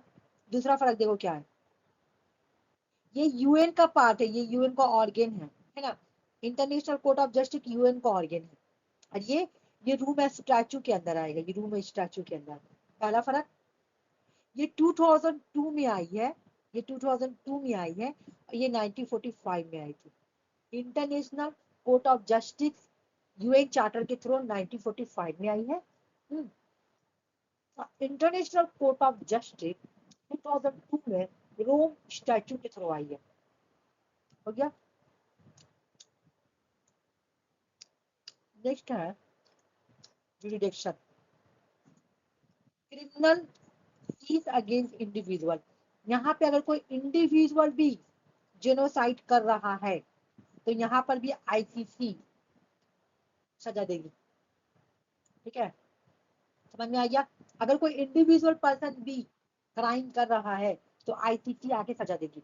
लेकिन यहाँ पे क्या है, जब स्टेट और स्टेट के बीच में डिस्प्यूट होता है, तब यहाँ पे आईसीसी आईसीजे जो है तुम्हारा प्रॉब्लम का जो भी सोल्यूशन होगा, जो भी लड़ाई को सॉल्व करने का तरीका वो आएगी, इंटरफेयर करेगी, ठीक है। अभी यूएन मेंबर कंट्रीज के बीच में, ठीक है। फोकस क्या है, प्रोसिक्यूशन, वार क्राइम होगा तब सुना सकती है, क्राइम अगेंस्ट ह्यूमैनिटी के अगेंस्ट अगर हो रहा, जेनोसाइड होगा, एग्रेशन होगा। इंटरनेशनल क्रिमिनल कोर्ट कब कब सजा दे सकती है? जब कहीं पे वार क्राइम हो, ह्यूमैनिटी के अगेंस्ट क्राइम हो रहा, जेनोसाइड हो रहा, एग्रेशन हो रहा, ठीक है ना। लेकिन इंटरनेशनल कोर्ट ऑफ जस्टिस क्या करेगी? International interpretation of international law, treaty dispute. मान लो कि जब ट्रीटीज हो रहा, ठीक है, कोई ट्रीटी होता हो उसके बीच में वो आएगी, कोई इंटरनेशनल लॉ को इंटरप्रिटेशन किया जा रहा, वहां पे इंटरनेशनल कोर्ट ऑफ जस्टिस आएगी। या मेंबर कंट्रीज के बीच में डिस्प्यूट हो रहा, तब आएगी इंटरनेशनल कोर्ट ऑफ जस्टिस। जैसे मैं एक बात बता रही हूँ, सुनो। जयदेव एक केस था, मैं बता रही हूँ। केस का नाम क्या था? आरसी में तुमको वो केस पढ़ाई थी पाकिस्तान का, याद है? कौन सा? पाकिस्तान का एक केस पढ़ाई थी, जिसको जो नेवी था, नेवी ऑफिसर, एक मिनट रुक जाओ, अच्छा, एक मिनट, मुझे याद नहीं आ रहा। तो वो उसका केस है जिसमें ना तुम्हारा। जुडिशियल रिव्यू हुआ था। नहीं, मैं स्टोरी वो सुनाई थी तुमको। पाकिस्तान। मैं वो तो यहाँ नहीं ना हुआ था, मैं एक स्टोरी सुना रही, मेरा नाम निकल गया, स्लिप हो गया मेरे माइंड से। मैं स्टोरी सुना रही थी। क्या हुआ, इंडिया का कोई पर्सन था, ठीक है ना, वो गया, वो ईरान में गया ट्रेड करने के लिए, ईरान में गया ट्रेड करने के लिए। मुझे इसका माइंड नाम नहीं याद आ रहा, मुझे बहुत गुस्सा आ रहा अपने आप पे, क्योंकि मैं इतना बार उसको पढ़ी हूँ स्टोरी को, और मेरे माइंड से कैसे नाम नाम स्लिप हो गया। देखो क्या हुआ, इंडिया का कोई पर्सन था, कुछ जबडेव करके कुछ ऐसी करके नाम था, वो गया ईरान। ईरान गया, कुलभूषण जाधव। कुलभूषण, हम सही बोली, कुलभूषण जाधव। कुलभूषण यादव, हाँ। सुनो, ये वाला केस बात सुनो। कुलभूषण जो है वो था ईरान में ट्रेड कर रहा था, ठीक है ना। इंडिया का कहना है कि वो ईरान में था, लेकिन पाकिस्तान बोलता है कि हम उसको अपने बॉर्डर से लिए। वो क्या किया, वो कुलभूषण को, वो रिटायर नेवी ऑफिसर था, ठीक है ना। उसको क्या किया, उसको अपनी कंट्री के अंदर, उसको इंडिया पाकिस्तान ने पकड़ लिया, ये बोल के कि ये इंडिया का रो है, इंडिया का जासूस है, ठीक है, ये बोल के पकड़ लिया। ठीक है? उसके बाद क्या हुआ कि जब उसको पकड़ा, इंडिया ये केस लेके इंटरनेशनल कोर्ट ऑफ जस्टिस के पास गई, इंटरनेशनल कोर्ट ऑफ जस्टिस के पास गई। और अभी तक उसका केस जो है इंटरनेशनल कोर्ट ऑफ जस्टिस पे चल रहा है, इसलिए अभी तक उसको फांसी मिला नहीं है कुलभूषण केस में, वो बेचारा अभी तक जेल में, ठीक है। तो इस तरह का केस अगर होता है ना, तो वो मेंबर कंट्रीज के बीच में हुआ, तो इस तरह का केस जो है ना वो इंटरनेशनल कोर्ट ऑफ जस्टिस में जाएगा। लेकिन जब कहीं पे वार हो रहा, जिनोसाइड हो रहा, जो म्यांमार में हुआ है, जो म्यांमार में हुआ रोहिंग्या क्राइसिस, उस तरह का जो जेनोसाइड होगा ना, वहां पे तुम्हारा आईसीसी आएगी, ठीक है। लेकिन यहाँ पे मेंबर कंट्रीज के बीच में लड़ाई हुआ, यहाँ पे इंडिया ने जहाँ बोला कि इन्होंने मेरे लोग तो को, हाँ, हाँ बोलो क्या बोल रही हो? तो उसको यहाँ पे छोड़ा नहीं अभी तक। अभी तक नहीं छोड़ा वो यहाँ। तो बहुत सारा कितने लोग दिन वहां, से वो है। हाँ बहुत दिन से, ये बात तो है। सोच के कितना डरावना लगता है यार। तुमको पता है, हाँ, तुम्हारा जो रॉ एजेंट लोग रहता है ना, उन लोगों का जिंदगी बहुत खराब रहता है, जो रॉ एजेंट रहता है। मेरा भाई है, मेरा भाई छोटा वाला, तो उसका एक भाई का भाई, वो उसका ना सीजीएल के थ्रू रॉ एजेंट में गया था, ठीक है। तो वो उसको इंडिया का रॉ एजेंट में उसको जॉब लगा, सीजीएल का ए ग्रेड एग्जाम निकाला था, वो गया। उसको पता है क्या बोला गया, उसको बंगलो उंगलो सब मिला, लेकिन उसको बोला ना कि तुम किसी के सामने ये नहीं दिखाना कि मैं रॉ एजेंट हूँ, मैं तुम किसी को अपना आइडेंटिटी रिवील नहीं करना, एक नंबर। दूसरा, उसका जान को इतना खतरा ना कि अगर कोई अदर कंट्री चल गया, अब पता चल गया कि रॉ एजेंट है, ठीक है, तो उसको तो वो कंट्री रख लेगा, क्योंकि कंट्री का पॉलिसी है कि अगर किसी कंट्री में किसी भी कंट्री का जासूस घुरता हुआ मिल रहा, तो आप उसको रख लीजिए जिंदगी भर। इसे तो पाकिस्तान बोलते कि वो रॉ एजेंट है। अगर वो साबित हो गया ना कि सचमुच रॉ एजेंट है, तो फिर इंडिया उस पर कुछ नहीं कर पाएगी, क्योंकि ये कंट्री का पॉलिसी है कि किसी भी कंट्री में किसी भी कंट्री का अगर जासूस मिल गया, तो वो पकड़ के उसको जिंदगी भर जेल में डाल सकता है, ठीक है। अब ये बात उसको पता चला, मेरे भाई का दोस्त का भाई को, वो लगा कि नहीं हम नहीं करेंगे, हमको नहीं, वो उसको पॉलिसी पता चला। वो बोला का नहीं बाबा, मेरा ट्रांसफर कर दीजिए, मुझे ना ये बी ग्रेड में जाना है। तो वो फिर अपना लेटर वेटर दे के अपना ट्रांसफर नीचे वाला पोस्ट पे कराया कि नहीं हमसे नहीं होगा। एक सैलरी बहुत, कितना लाख में सैलरी था, समझी, और घर भी बैंगलो बंगलो दिया, कार दिया, सब चीज दिया। लेकिन बोला कि अगर आप अदर कंट्री जाते तो बिल्कुल भी होशियारी से जाना पड़ेगा, ना तो इनमी कंट्री खास करके जैसे चाइना हो गया, पाकिस्तान हो गया, वो लोग पकड़ लेंगे। मिलिट्री वाला लोग पे भी यही होता है, इतना खतरनाक होता है। ठीक है, आ जाओ। तो बोला ये इंडिविजुअल के अगेंस्ट भी सजा दे सकता है, अगर कोई एक पर्सन भी जेनोसाइड करेगा तो सजा दे सकता है, ठीक है ना। अगर कोई पॉलिटिकल लीडर करेगा उसको भी सजा देगा, अगर कोई मिलिट्री ऑफिसर भी करेगा उसको भी सजा देगा। लेकिन यहाँ सिर्फ स्टेट, ओनली स्टेट, ठीक है, यहाँ सिर्फ ओनली स्टेट। इसके बाद बोल रहा relies on state cooperation arrest surrender suspect. मतलब बोला कि यहाँ पे क्या होता है कि उसको अरेस्ट कर लिया जाता है, उसको सस्पेक्ट कर लिया जाता है। और यहाँ पे क्या बोला कि no enforcement power, compliance is voluntary. यहाँ पे सजा मिलता है, एक्चुअल में यहाँ पे तुमको सजा मिलेगा। तुम एक कंट्री है, इसके बारे में कोई आर्टिकल पढ़े थे, तो एक राजा था, ठीक है ना, वो मिडिल ईस्ट का कोई राजा था।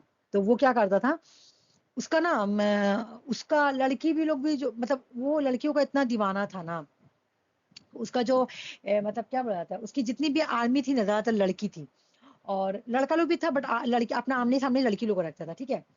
उसके बाद वो है ना इतना मतलब वाहियात टाइप का राजा था कि हर चीज अपना मतलब लड़की लड़की लोग पे, मतलब सिक्योरिटी लड़की, हर जगह लड़की लड़की, मतलब हर जगह लड़की। लेकिन जब जेनोसाइड करता था अपने कंट्री में, बहुत सारा जेनोसाइड किया, क्राइम किया, बहुत सारा क्राइम किया, तब इंटरनेशनल कोर्ट ऑफ जस्टिस वहां पे इंटरफेयर कर, इंटरनेशनल क्रिमिनल कोर्ट वहां पे इंटरफेयर करती है और उसको सजा देती है, उसको फांसी तक कर देती है। नहीं, सब फांसी दी कि नहीं दी नहीं पता, लेकिन उसको फांसी देने का ऑर्डर हुआ था। इतना दूर तक हम पढ़े थे, आगे नहीं पढ़े थे। मैं 2021 में की 22 में पढ़ी थी वाला आर्टिकल, ठीक है, कि एक कंट्री का मेरा नाम नहीं याद आ रहा ना, राजा का नाम, लेकिन ऐसा स्टोरी था कि आईसीसी ने उसको सजा दिया था, ठीक है, क्योंकि उन्होंने अपने कंट्री में पूरा जेनोसाइड किया था, ह्यूमैनिटी के अगेंस्ट बहुत क्राइम किए थे, इस वजह से, ठीक है। तो वो देखो पॉलिटिकल लीडर था, वो पॉलिटिकल लीडर था, फिर उससे पावर छीनकर दूसरा को पावर पे बैठाया गया, ठीक है। तो यहाँ पे ये बात बोल रहा कि नो, मतलब कोई किसी किसी कंट्री का प्राइम मिनिस्टर है, ठीक है, और वो आईसीसी का मेंबर है, और वो अपने कंट्री में जेनोसाइड कर रहा है, आईसीसी आएगी, फॉरन इसको अपने अंदर लेगी, अरेस्ट करेगी, लेके चल जाएगी, ठीक है, इसको सजा उजा जो देना होगा देगी, ठीक है, ये बात बोला। लेकिन यहाँ पे ये वॉलेंट्री होता है, ये वॉलेंट्री कंप्लेन होता है, नो इन्फोर्समेंट पावर कंप्लेन। या अब जैसे आईसीसी में तुम्हारा कुलभूषण का केस चल रहा, तो यहाँ पे तो वॉलेंट्री है ना। हाँ, पाकिस्तान एक चीज फायदा है कि पाकिस्तान अभी तक उसको फांसी नहीं दिया है, क्योंकि जब तक का केस खत्म नहीं हो तो फांसी कैसे देगा, क्योंकि केस चल ही रहा है, ये बात है। अच्छा, इसमें 125 मेंबर है, इसमें ऑल यूएन के मेंबर कंट्रीज है, इसमें 120 मेंबर कंट्रीज है, इसमें ऑल यूएन की मेंबर कंट्रीज है। नेदरलैंड है, इसका भी हेडक्वार्टर हेग है, हेग नीदरलैंड, ठीक है। यहाँ पे कैरल फ्रॉमर, ये छोड़ दो, ये मैं इसको सोची थी डिलीट कर दूंगी। अभी आ जाओ, WTO पढ़ेंगे, ठीक है ना, यूएनओ कंप्लीट हो गया था, ठीक है ना, यूएन ऐसे भी कंप्लीट हो गया था, तो international criminal court, international criminal court UN का पार्ट नहीं है, मैं बार बार बोल रही हूँ, ठीक है ना, मैं बार बार बोल रही हूँ,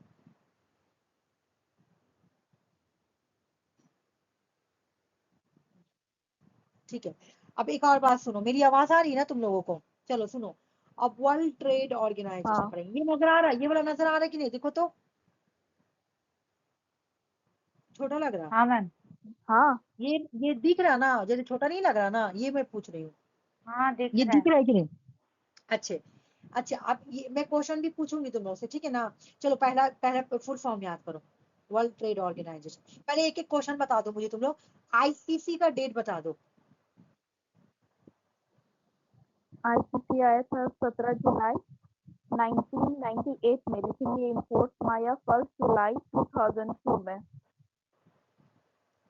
बिल्कुल, सुषमा नहीं बता रही है, सुषमा भी तो क्लास की थी ये वाला, फिर क्यों नहीं बताया। क्या दीदी, नहीं, मैं आईसीसी आईसीसी का का तो डेट पूछी थी। 2002 है, हाँ ठीक है। अच्छा आईसीसी ये आओ, 2002। कौन सा आर्टिकल ICJ में 2 पैसिफिक 1950। कौन हाँ कौन सा आर्टिकल में पैसिफिक सेटलमेंट डिस्प्यूट के बारे में बोला गया है? कौन सा चैप्टर में, सॉरी कौन सा चैप्टर में बोला गया?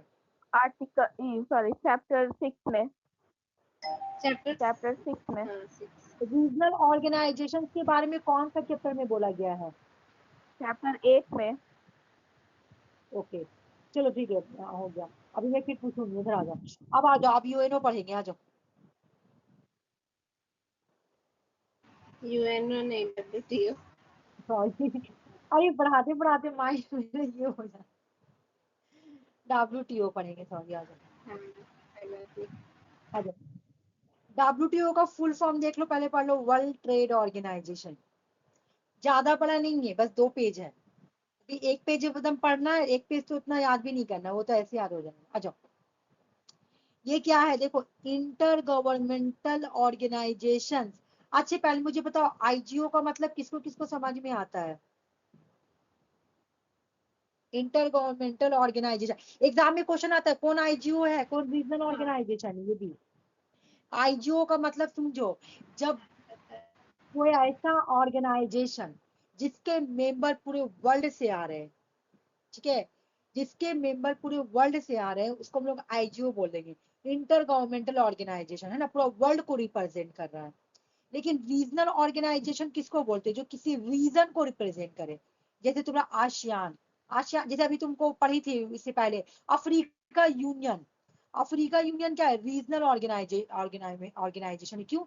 ये अफ्रीका यूनियन सिर्फ अफ्रीका को रिप्रेजेंट कर रही है, लेकिन यहाँ पे वर्ल्ड ट्रेड ऑर्गेनाइजेशन पूरा वर्ल्ड को क्या कर रहा है? रिप्रेजेंट कर रहा है। इसकी जो मेंबर कंट्रीज होगी पूरी वर्ल्ड की होगी। जैसे तुम देखी होगी ये जैसे यूरोपियन G20। यूनियन। हाँ, यूरोपियन यूनियन। यूरोपियन यूनियन क्या है? यूरोपियन यूनियन रीजनल ऑर्गेनाइजेशन है, क्योंकि ये एक पार्टिकुलर पार्टिकुलर कॉन्टिनेंट को रिप्रेजेंट कर रही है, एक रीजन को, यूरोपियन कंट्री को रिप्रेजेंट कर रही है ना। लेकिन WTO क्या है? इंटर गवर्नमेंटल ऑर्गेनाइजेशन है। देख लो, WTO इंटर गवर्नमेंटल ऑर्गेनाइजेशन है, आईजीओ है, ठीक है ना। ये क्या करती है? That manage and encourage international trade. ये कंट्री और कंट्री के बीच में इंटरनेशनल ट्रेड को मैनेज करती है, इनकरेज करती है। मान लो ये कंट्री ए है और मान लो ये कंट्री बी है, तो ये दोनों कंट्री आपस में ट्रेड कर रही है ना, तो इसी को ये क्या करती है? मैनेज करती है, ठीक है ना, इनकरेज करती है। 1 नंबर समझ में आ गया ये वाला। अब दूसरा सुनो, ये आई कैसे थी? ये किसके थ्रू आई थी? ये पहले ना तुम्हारा देखो, पहले मैं स्टोरी सुना दे रही हूँ। पहले गैट आया था 1947 में। 1947 में गैट आया था। गैट का फुल फॉर्म देखो, general agreement on tariff and trade आया। गैट ने अपना काम करना कब से स्टार्ट किया? 1948, यानी इनफोर्स में कब आया? 1948। गैट 1948 में इनफोर्स में आया। हो गया, ये दो को कहानी समझ में आ गया। GATT general agreement on tariff and trade कब आया था? 1947 में आया था, और 1948 में काम करना स्टार्ट कर दिया। ओके, इतना हम लोग पढ़ लिए। उसके बाद क्या हुआ कि तुम्हारा बोला गया अब गैट को हटा देंगे, ठीक है ना। गैट को हटाने का बाद आया, तो गैट को हटाएंगे कैसे? यहाँ पे एक रॉन्ड हुआ था, रॉन्ड का नाम बता रही हूँ सॉरी रुक जाओ यहाँ पे एक उर्गे रॉन्ड हुआ था, देखो, उर्गे रॉन्ड निगोशिएशन। इसी के अंदर बात चल रहा था कि गैट को हटाना है। तो उर्गे राउंड कब से कब हुआ था? 1986 से लेकर 1949 तक का। 1986 से लेकर 1994 तक का, ठीक है ना। 1986 से लेकर 1994 तक का उर्गे राउंड निगोशिएशन हुआ, ठीक है।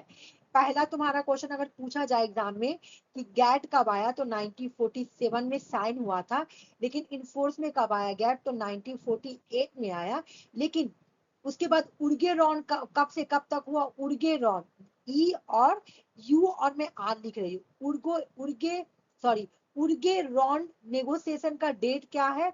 उर्गे रॉन नेगोशिएशन का डेट है तुम्हारा 1986 से 1986 से लेकर 1994 तक का उर्गे राउंड हुआ था। इस राउंड के अंदर क्या बात कर हो रहा था कि हम लोग गैट को हटा देंगे और गैट को हटाकर हम लोग WTO को लाएंगे। ओके, ये बात खत्म हो गया। उसके बाद क्या हुआ, इन्होंने क्या बोला, उर्गे रॉन के थ्रू क्या हुआ, एक एग्रीमेंट आया। एग्रीमेंट का नाम था मरक्कश एग्रीमेंट। मरक्कश में साइन हुआ था, इसलिए इसका मरक्कश एग्रीमेंट नाम है। एग्रीमेंट कब साइन हुआ, 1994 में ही। देखो ठीक है ना, यहाँ पे तुम्हारा क्या आया, मरक्कश एग्रीमेंट आया। क्या आया, मरक्कश एग्रीमेंट। ठीक है ना, मरक्कश एग्रीमेंट कब साइन हुआ, 1994 में। कहाँ पे साइन हुआ था, मरक्कश में। ठीक है ना, मरक्कस में साइन हुआ। अब ये एग्रीमेंट के थ्रू 1 जनवरी 1 जनवरी, ठीक है ना, 1 जनवरी 1995 को डब्ल्यूटीओ को स्टैब्लिश किया गया। यहां तक स्टोरी समझ में आया। स्टोरी कैसे स्टार्ट हुआ, गैट से। गैट क्या था, GATT general agreement on tariff and trade 1947 में आई थी, 1948 में इन फोर्स में आई थी। बट क्या हुआ कि 1986 से 1994 तक का एक राउंड चला जिसका नाम था उर्गे राउंड नेगोशिएशन। उर्गे राउंड नेगोशिएशन के थ्रू एक एग्रीमेंट आया, मरक्कश एग्रीमेंट। और ये एग्रीमेंट जो है ये 1994 की एग्रीमेंट है। और इस एग्रीमेंट के थ्रू ही WTO को 1 जनवरी 1995 को स्टैब्लिश किया गया। बताओ ये वाला तुम लोगों को याद हुआ कि नहीं याद हुआ, मुझे बताओ तो पहले, नहीं तो मैं फिर से रिपीट करूंगी। स्टोरी समझ में आया पूरा, तुम्हारा गैट से लेकर WTO का जो ट्रैवलिंग था वो समझ में आया कि नहीं आया, मुझे बताओ। हाँ। आ गया। एक अगर बार मैं और क्वेश्चन रिपीट पूछूं, करिएगा दीदी। एक बार और रिपीट कर दे रही हूँ, ठीक है, कोई टेंशन नहीं है, कर हाँ। दे रही हूँ।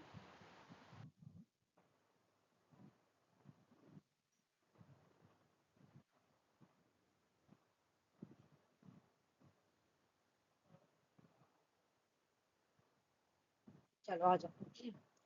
देखो क्या हुआ सुषमा, अच्छे से समझना, ठीक है। देखो क्या हुआ कि 1947 में तुम्हारा क्या आया, गैट आया। ठीक है ना, क्या आया, गैट आया। ठीक है ना, गैट आया। लेकिन गैट ने काम करना कब स्टार्ट किया, है ना, इनफोर्स में कब आया गैट, गैट इनफोर्स में आया 1948 में, है ना। उसके बाद क्या हुआ कि एक रॉन्ड आया। ठीक है, एक रॉन्ड आया। रॉन्ड का नाम क्या था, उर्गे रॉन्ड नेगोशिएशन। उर्गे रॉन्ड, उर्गे रॉन्ड देखो यहाँ पे लिखा है, उर्गे रॉन्ड नेगोशिएशन। ठीक है ना, ये रॉन्ड कब से कब तक आया, ये रॉन्ड कब से कब आया, तो 1986 1986 से लेकर 1994 तक का ये राउंड आया। ठीक है ना, उर्गे राउंड आया। उर्गे राउंड में क्या हो रहा है, निगोशिएशन हो रहा था किस चीज के लिए, कि हम लोग गैट को हटा देंगे, गैट की जगह पे अब एक नया ऑर्गेनाइजेशन लाएंगे, है ना। गैट एक एग्रीमेंट था जबकि WTO एक ऑर्गेनाइजेशन है ना, ये बात दोनों में डिफरेंस रखना। ठीक है, मैं तुम लोगों को डिफरेंस भूल गई बनाना, मैं ला दूंगी, ठीक है ना। इतना बात याद रखना कि सबसे पहले तुम्हारा गैट आया 1947 में, काम स्टार्ट किया 1948 में। एक रॉन्ड आया, रॉन्ड का नाम क्या था, उर्गे रॉन्ड नेगोशिएशन। इसमें क्या बात हो रहा था कि अब हम लोग गैट को हटा देंगे, गैट की जगह अब हम लोग ऑर्गेनाइजेशन लाएंगे। तो उर्गे रॉन्ड का डेट क्या है, 1986 से लेके 1994 तक। देखो यहाँ पे लिखा होगा उर्गे रॉन्ड का डेट क्या है, रुक जाओ। उर्गे रॉन्ड का डेट देखो, 1986 से लेकर 1986 से लेकर 1994 तक का। ठीक है, उर्गे रॉन्ड। ठीक है, अब जब उर्गे रॉन्ड हुआ ना तो यहाँ पे उर्गे रॉन्ड के थ्रू क्या हुआ, 1994 में ही इसके थ्रू एक एग्रीमेंट आया। एग्रीमेंट का नाम क्या था, मरक्कश एग्रीमेंट। अब सबको जब बात किया कि हाँ हम लोग एक ऑर्गेनाइजेशन लाएंगे तो एग्रीमेंट भी लाना जरूरी है, तब तो इस पे सब कोई साइन करेगा, है ना। तो क्या आया, मरक्कश एग्रीमेंट। वही 1994 में ही तुम्हारा क्या आया, मरक्कश एग्रीमेंट आया, है ना। लिखा नहीं पा रहा पूरा, ठीक है। मरक्कश एग्रीमेंट आया, तो ये भी 1994 में ही आया मरक्कश एग्रीमेंट, आ गया। अब एग्रीमेंट के थ्रू क्या आया, तुम्हारा WTO आया, ठीक है ना। WTO आया, तो WTO कब आया भाई, तो WTO जो है ना 1 जनवरी को आया, 1 जनवरी 1994 1995। उर्गेरॉन देखो खत्म हुआ, उसके एक साल बाद तुम्हारा ये आ गया। उर्गेरॉन खत्म हुआ 1994 को, है ना, 1994 को खत्म हुआ, उसके एक साल बाद ही तुम्हारा ये इनफोर्स में आ गया। 1 जनवरी 1995 में WTO आ गया। ठीक है, 1 जनवरी 1995 में तुम्हारा WTO आ गया। अगर तुमसे क्वेश्चन पूछे एग्जाम में कि उर्गेरॉन कब से तक था, तो उर्गेरॉन 1986 से लेकर तुम्हारा 1994 तक। ठीक है, दूसरा क्वेश्चन पूछे तुमसे कि मरक्कस ये WTO कौन सा एग्रीमेंट के थ्रू आई है, तो कौन सा एग्रीमेंट के थ्रू आई है, तो मरक्कस एग्रीमेंट के थ्रू आई है। ठीक है, या कौन सा नेगोशिएशंस के थ्रू आई है, कौन सा रॉन के थ्रू आई, तो उर्गेरॉन, है ना, दोनों में से एक ही देगा। फिर WTO का डेट क्या है, ये प्रीवियस ईयर क्वेश्चन है। WTO का डेट है 1 जनवरी 1995। अब बताओ ये वाला समझ में आया? अब समझ में आया? हाँ समझ आ गया। आ गया ना? मैं क्वेश्चन पूछूंगी, बस बता लेना क्या। देखो प्रीवियस जो क्वेश्चन में एक बार इसको रिपीट कर दे रही, जो एग्जाम में क्वेश्चन आया हुआ, 2 बार आया हुआ, 1 बार नहीं आया हुआ एग्जाम में। ठीक है, WTO कब आई है, तो 1 जनवरी 1995। और हम लोग रिसेंट क्वेश्चन में ही सॉल्व किए हैं, ये अभी हम लोग हाल ही सॉल्व किए हैं ये क्वेश्चन। ये ठीक है, वाला आता ही रहता है। हाँ आता ही रहता है, तो याद तो करना जरूरी है हम लोगों के लिए, है ना। ठीक है, अब मैं दूसरा चीज स्टार्ट कर रही हूँ, मतलब इसका ये आती हूँ। ठीक है, पहले हम लोग यहाँ पे पढ़ लेते ये वाला पढ़ लेते, इसका मेजर एग्रीमेंट क्या क्या है। देखो इसमें से जो आया है मैं वो बता रही हूँ, मैं आरसी को प्रीवियस ईयर क्वेश्चन में करवाई हूँ। इसमें से 2 एग्रीमेंट आ चुका है, इसमें से 2 एग्रीमेंट आ चुका है। ठीक है ना, अभी तुम लोग प्रीवियस ईयर क्वेश्चन सॉल्व करोगी ना, तो देखना इसमें से 2 क्वेश्चन आया हुआ। ठीक है ना, ये एग्रीमेंट से 2 क्वेश्चन आया हुआ। कौन कौन आया हुआ मैं दिखा दे रही हूँ। एक ट्रिप्स आया है, इसका फुल फॉर्म आया है, और एक ट्रिम्स आया है। ठीक है ना, अब जब ट्रिप्स आएगा और ट्रिम्स आएगा तो लगेगा अरे बाबा ये क्वेश्चन कहाँ से आ गया, हमने तो कभी पढ़े भी नहीं। ये क्वेश्चन मैं आरसी को प्रीवियस ईयर क्वेश्चन में कराई हूँ, 2022 की या 23 का क्वेश्चन में ये वाला है। ठीक है, हाँ, तो ट्रिप्स का फुल फॉर्म पूछा एक साल, फिर दूसरे साल भी ट्रिम्स का फुल फॉर्म पूछ लिया। तो इस वजह से हम लोगों को जो मेजर इसका एग्रीमेंट है उसका फुल फॉर्म याद करना है। तो मेजर एग्रीमेंट कितना 5 है, तो इसका फुल फॉर्म पहले पढ़ लेते हैं। देखो पहला है, आओ,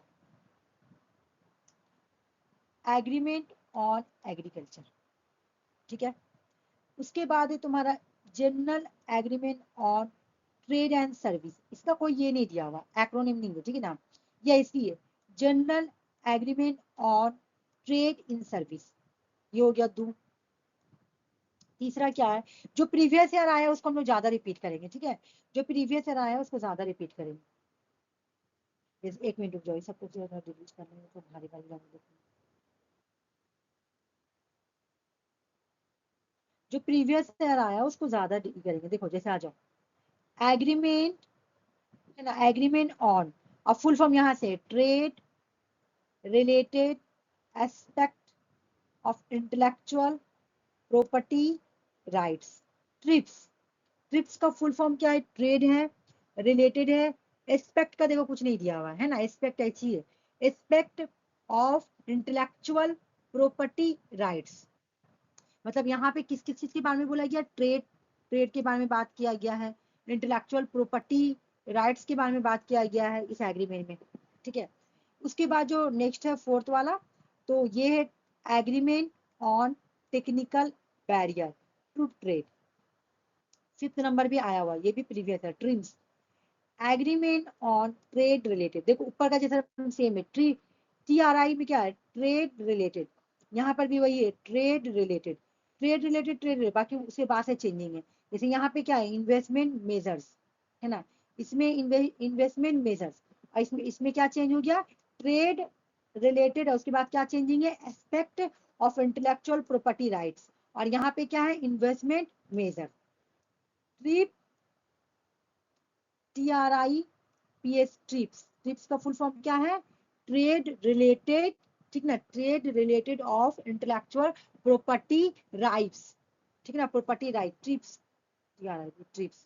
ठीक है, यहाँ पे थोड़ा सा देखो ना, यहाँ पे ट्रेड दिया, ओके, उसके बाद रिलेटेड दिया, उसके एक एक एक एक करके गैप दिया, जैसे ए दिया है, तो ए तो है ना ट्रेड के बाद तुम्हारा ट्रेड है, फिर एस्पेक्ट है, फिर इंटेलेक्चुअल है, उसके बाद फिर प्रॉपर्टी है, प्रॉपर्टी के बाद फिर राइट्स है, इस लास्ट में छोटा इस लगा दिया है ना, ये इस जो लग गया यहाँ पे। एग्रीमेंट ये तो नहीं है ये वाला ना, ये भी याद करना ना। फोर्थ में agreement on technical barrier to trade, और फिफ्थ में क्या है तुम्हारा एग्रीमेंट ऑन, ये तो ऐसी एग्रीमेंट, यहाँ से फुल फॉर्म है trade related investment measures, TRIMS. चलो एक बार तुम लोग मुझे मुंह से बोल के बता तो ट्रिप्स का फुल फॉर्म क्या है, ट्रिम्स का फुल फॉर्म क्या है? तो बता। एग्रीमेंट, हाँ ट्रिप्स का agreement on Agreement trade on नहीं, trade. एग्रीमेंट फुल फॉर्म में नहीं है, फुल फॉर्म स्टार्ट ट्रेड से, Sushma full form start trade से, वो तो बोला एग्रीमेंट है अच्छा, ये बात बोल रहा। हाँ Trade बोलो। related अच्छा aspects ट्रेड हाँ of trade related intellectual property aspect rights. हाँ इंटेलेक्चुअल प्रॉपर्टी राइट। हाँ बोलो बोलो बोलो, आधा बोले। हाँ ऑफ इंटेलेक्चुअल प्रॉपर्टी राइट, हाँ हाँ बिल्कुल सही। हाँ ठीक है ठीक, हाँ ठीक। अब देखो अब एग्जाम में अगर आएगा, हाँ इन्वेस्टमेंट हाँ मेजर। हाँ हाँ ठीक है, अब समझ में आ गया। समझ में हम लोग क्या पढ़े, उसका हिस्ट्री पढ़े कैसे आई, हम लोग फिर क्या पढ़े, हिस्ट्री पढ़ लिए, उसके बाद क्या कैसे उसका मेजर एग्रीमेंट है जिसमें से दो पढ़ना था, एक ऊपर वाला भी याद कर लो, एग्रीमेंट ऑन एग्रीकल्चर, क्योंकि तीन ही है जो कि एक्रोनिम दिया हुआ है, बाकी दो ऐसी है, एक एग्रीमेंट ऑन और आ एग्रीकल्चर भी है, सकता है, जब वो आ भी दोनों दे सकता दिए है तो ये भी आ सकता है ना। एग्रीमेंट ऑन एग्रीकल्चर, आओ है ना, आओ आओ का होगा एग्रीमेंट ऑन एग्रीकल्चर, ठीक है ना। हम लोगों को क्या है पॉसिबिलिटी कम से कम रखना है एग्जाम में, हम लोगों को ज्यादा से कोशिश रखना है क्या, एग्जाम में ज्यादा से ज्यादा क्वेश्चन को अटेम्प्ट करना है ना, वो भी पढ़ा हुआ क्वेश्चन हमें नहीं छोड़ना है, पढ़ा हुआ। अब एक मैं बता, इंडिया इसका फाउंडिंग मेंबर है, यहाँ पे आ जाओ, इंडिया इसका फाउंडिंग मेंबर है, ठीक है, इंडिया इसका मेंबर है, फाउंडिंग मेंबर तो होगी है ना। हेड क्वार्टर कहाँ पर है, आ जाओ, हेड क्वार्टर है जेनीवा स्विट्जरलैंड, जेनीवा स्विट्जरलैंड, ठीक है ना। हेड क्वार्टर जो होता है वो क्या होता है, जेनीवा स्विट्जरलैंड में होता है, ठीक है ना। अब यहाँ पे most favour nation, previous year question है, मतलब क्वेश्चन ऐसे था कि मोस्ट फेवर नेशन जो है ना ये किससे बिलोंग करता है, कौन सा ऑर्गेनाइजेशन से बिलोंग करता है, तो ये WTO से बिलोंग करता है। अब इसका स्टोरी सुनो क्या है, मोस्ट फेवर नेशन का मतलब मैं बता रही हूँ, जैसे इससे एक ऐसी भी, मैं तुम लोगों को जब इंडिया और पाकिस्तान का रिलेशन पढ़ाई थी तो मैं बोली थी कि जब पुलवामा अटैक हुआ था तो इंडिया ने पाकिस्तान को मोस्ट फेवर नेशन से हटा दिया था। जब पुलवामा अटैक हुआ था तो फैब में, जब 14 फैब 2019 में पुलवामा अटैक हुआ था तो इंडिया ने क्या किया था, WTO के अंदर जो MFA है, मोस्ट फेवर नेशन के जो कंट्री है, पाकिस्तान को वहां से हटा दिया था। मोस्ट फेवर नेशन का मतलब क्या है सुनो, जैसे कि मान लो कि पहले इंडिया और पाकिस्तान तो नेबरिंग कंट्रीज है, तो इंडिया ने पाकिस्तान को अपना WTO के अंदर, इंडिया ने, देखो मैं यहाँ पिक्चर बना के बता रही हूँ, यहाँ समझ में नहीं आएगा थोड़ा सा, यहाँ पे बता रही हूँ, ठीक है ना। समझो कि ये WTO, ठीक है ना, ये WTO, ठीक है ना। तो WTO के अंदर एक सिस्टम है, इसको बोला जाता है MFN, ठीक है, मोस्ट फेवर नेशन, ठीक है ना।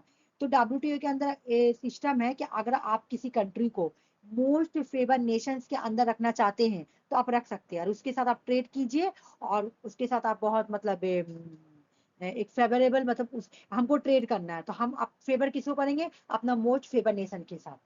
मैं एक बार फिर से समझा रही हूँ, रुक जाओ, A और B लिख के बता रही हूँ। जैसे कहने का मतलब है कि ये तुम्हारा WTO है ना, WTO पूरा अच्छा सा बड़ा ऑर्गेनाइजेशन है, इसी के अंदर कोई A भी है कंट्री और B भी कंट्री, ठीक ना। और WTO का अंदर क्या आता है, मोस्ट फेवर नेशन है ना। तो इंडिया है ना B को अपने अंदर रखा, इंडिया A है और B पाकिस्तान है, तो इंडिया ने क्या बोला कि मैं मोस्ट फेवर नेशन के अंदर B को रखूंगा, रखा था इसको, कि जैसे अगर मुझे जो भी ट्रेड वर्ड करना हो तो मैं पहले अपना मोस्ट फेवर नेशन के साथ करूंगा, ठीक है। तो मेरा मोस्ट फेवर नेशन कौन हुआ, पाकिस्तान, इंडिया रखा था पहले।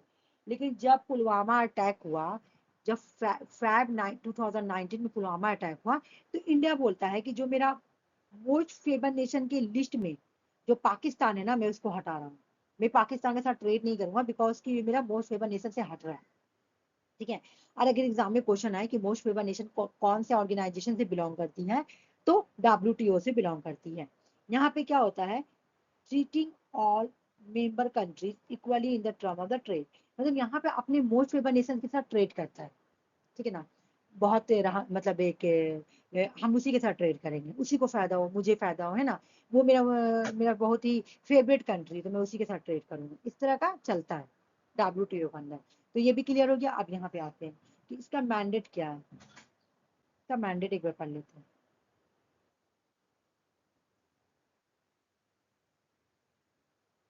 मैंडेट में बोल रहा कि मैंडेट ऑफ द WTO, मैं इसका PDF तुम लोगों को सेंड कर चुकी हूँ। इसका सेंड की हूँ, नहीं इसका नहीं की हूँ, सॉरी, इसका नहीं की हूँ, UNO की हूँ। Facilitate trade in good, in service and intellectual property. सुनो, फैसिलिटेट प्रोवाइड करना, मतलब ए और बी कंट्री अगर ट्रेड कर रही है, ठीक है ना। WTO क्या है, ये ट्रेड से जुड़ी ऑर्गेनाइजेशन है ना। तो ये क्या बोल रही है कि एक कंट्री दूसरे कंट्री के साथ क्या करेगी, गुड्स को, गुड्स की ट्रेड करेगी, है ना। ट्रेड, तो ट्रेड, गुड्स का मतलब क्या होता है, सामान, है ना। तो फैसिलिटेट प्रोवाइड करेगी गुड्स में, सामान में, सर्विसेज में, इंटेलेक्चुअल प्रॉपर्टी में, पहला हो गया। Provide framework for reducing trade restriction, tariff and quite. तो WTO के अंदर तुमको पता है ना, तुम्हारा टैरिफ लगता है। अभी पता है ट्रम्प क्या किया, इंडिया पे बहुत ज्यादा टैरिफ लगा दिया, टैरिफ, टैरिफ लगा दिया, ठीक है ना। टैरिफ मतलब बहुत ज्यादा टैक्स वगैरह लगा देता है, ठीक है ना। तो उससे क्या हुआ, जितना भी कंपनी बड़ा बड़ा, जैसे मेरे भाई से मेरा बात हुआ कल, तो मेरे को बता रहा था कि ये जो ट्रम्प बना ना प्रेसिडेंट, तो उससे इंडिया को बहुत नुकसान हो रहा था। हमने कैसे, मैं देख, हर साल में लोगों का सैलरी बढ़ता है, मेरे भाई लोगों का सैलरी हर साल बढ़ता है TCS में, ठीक है।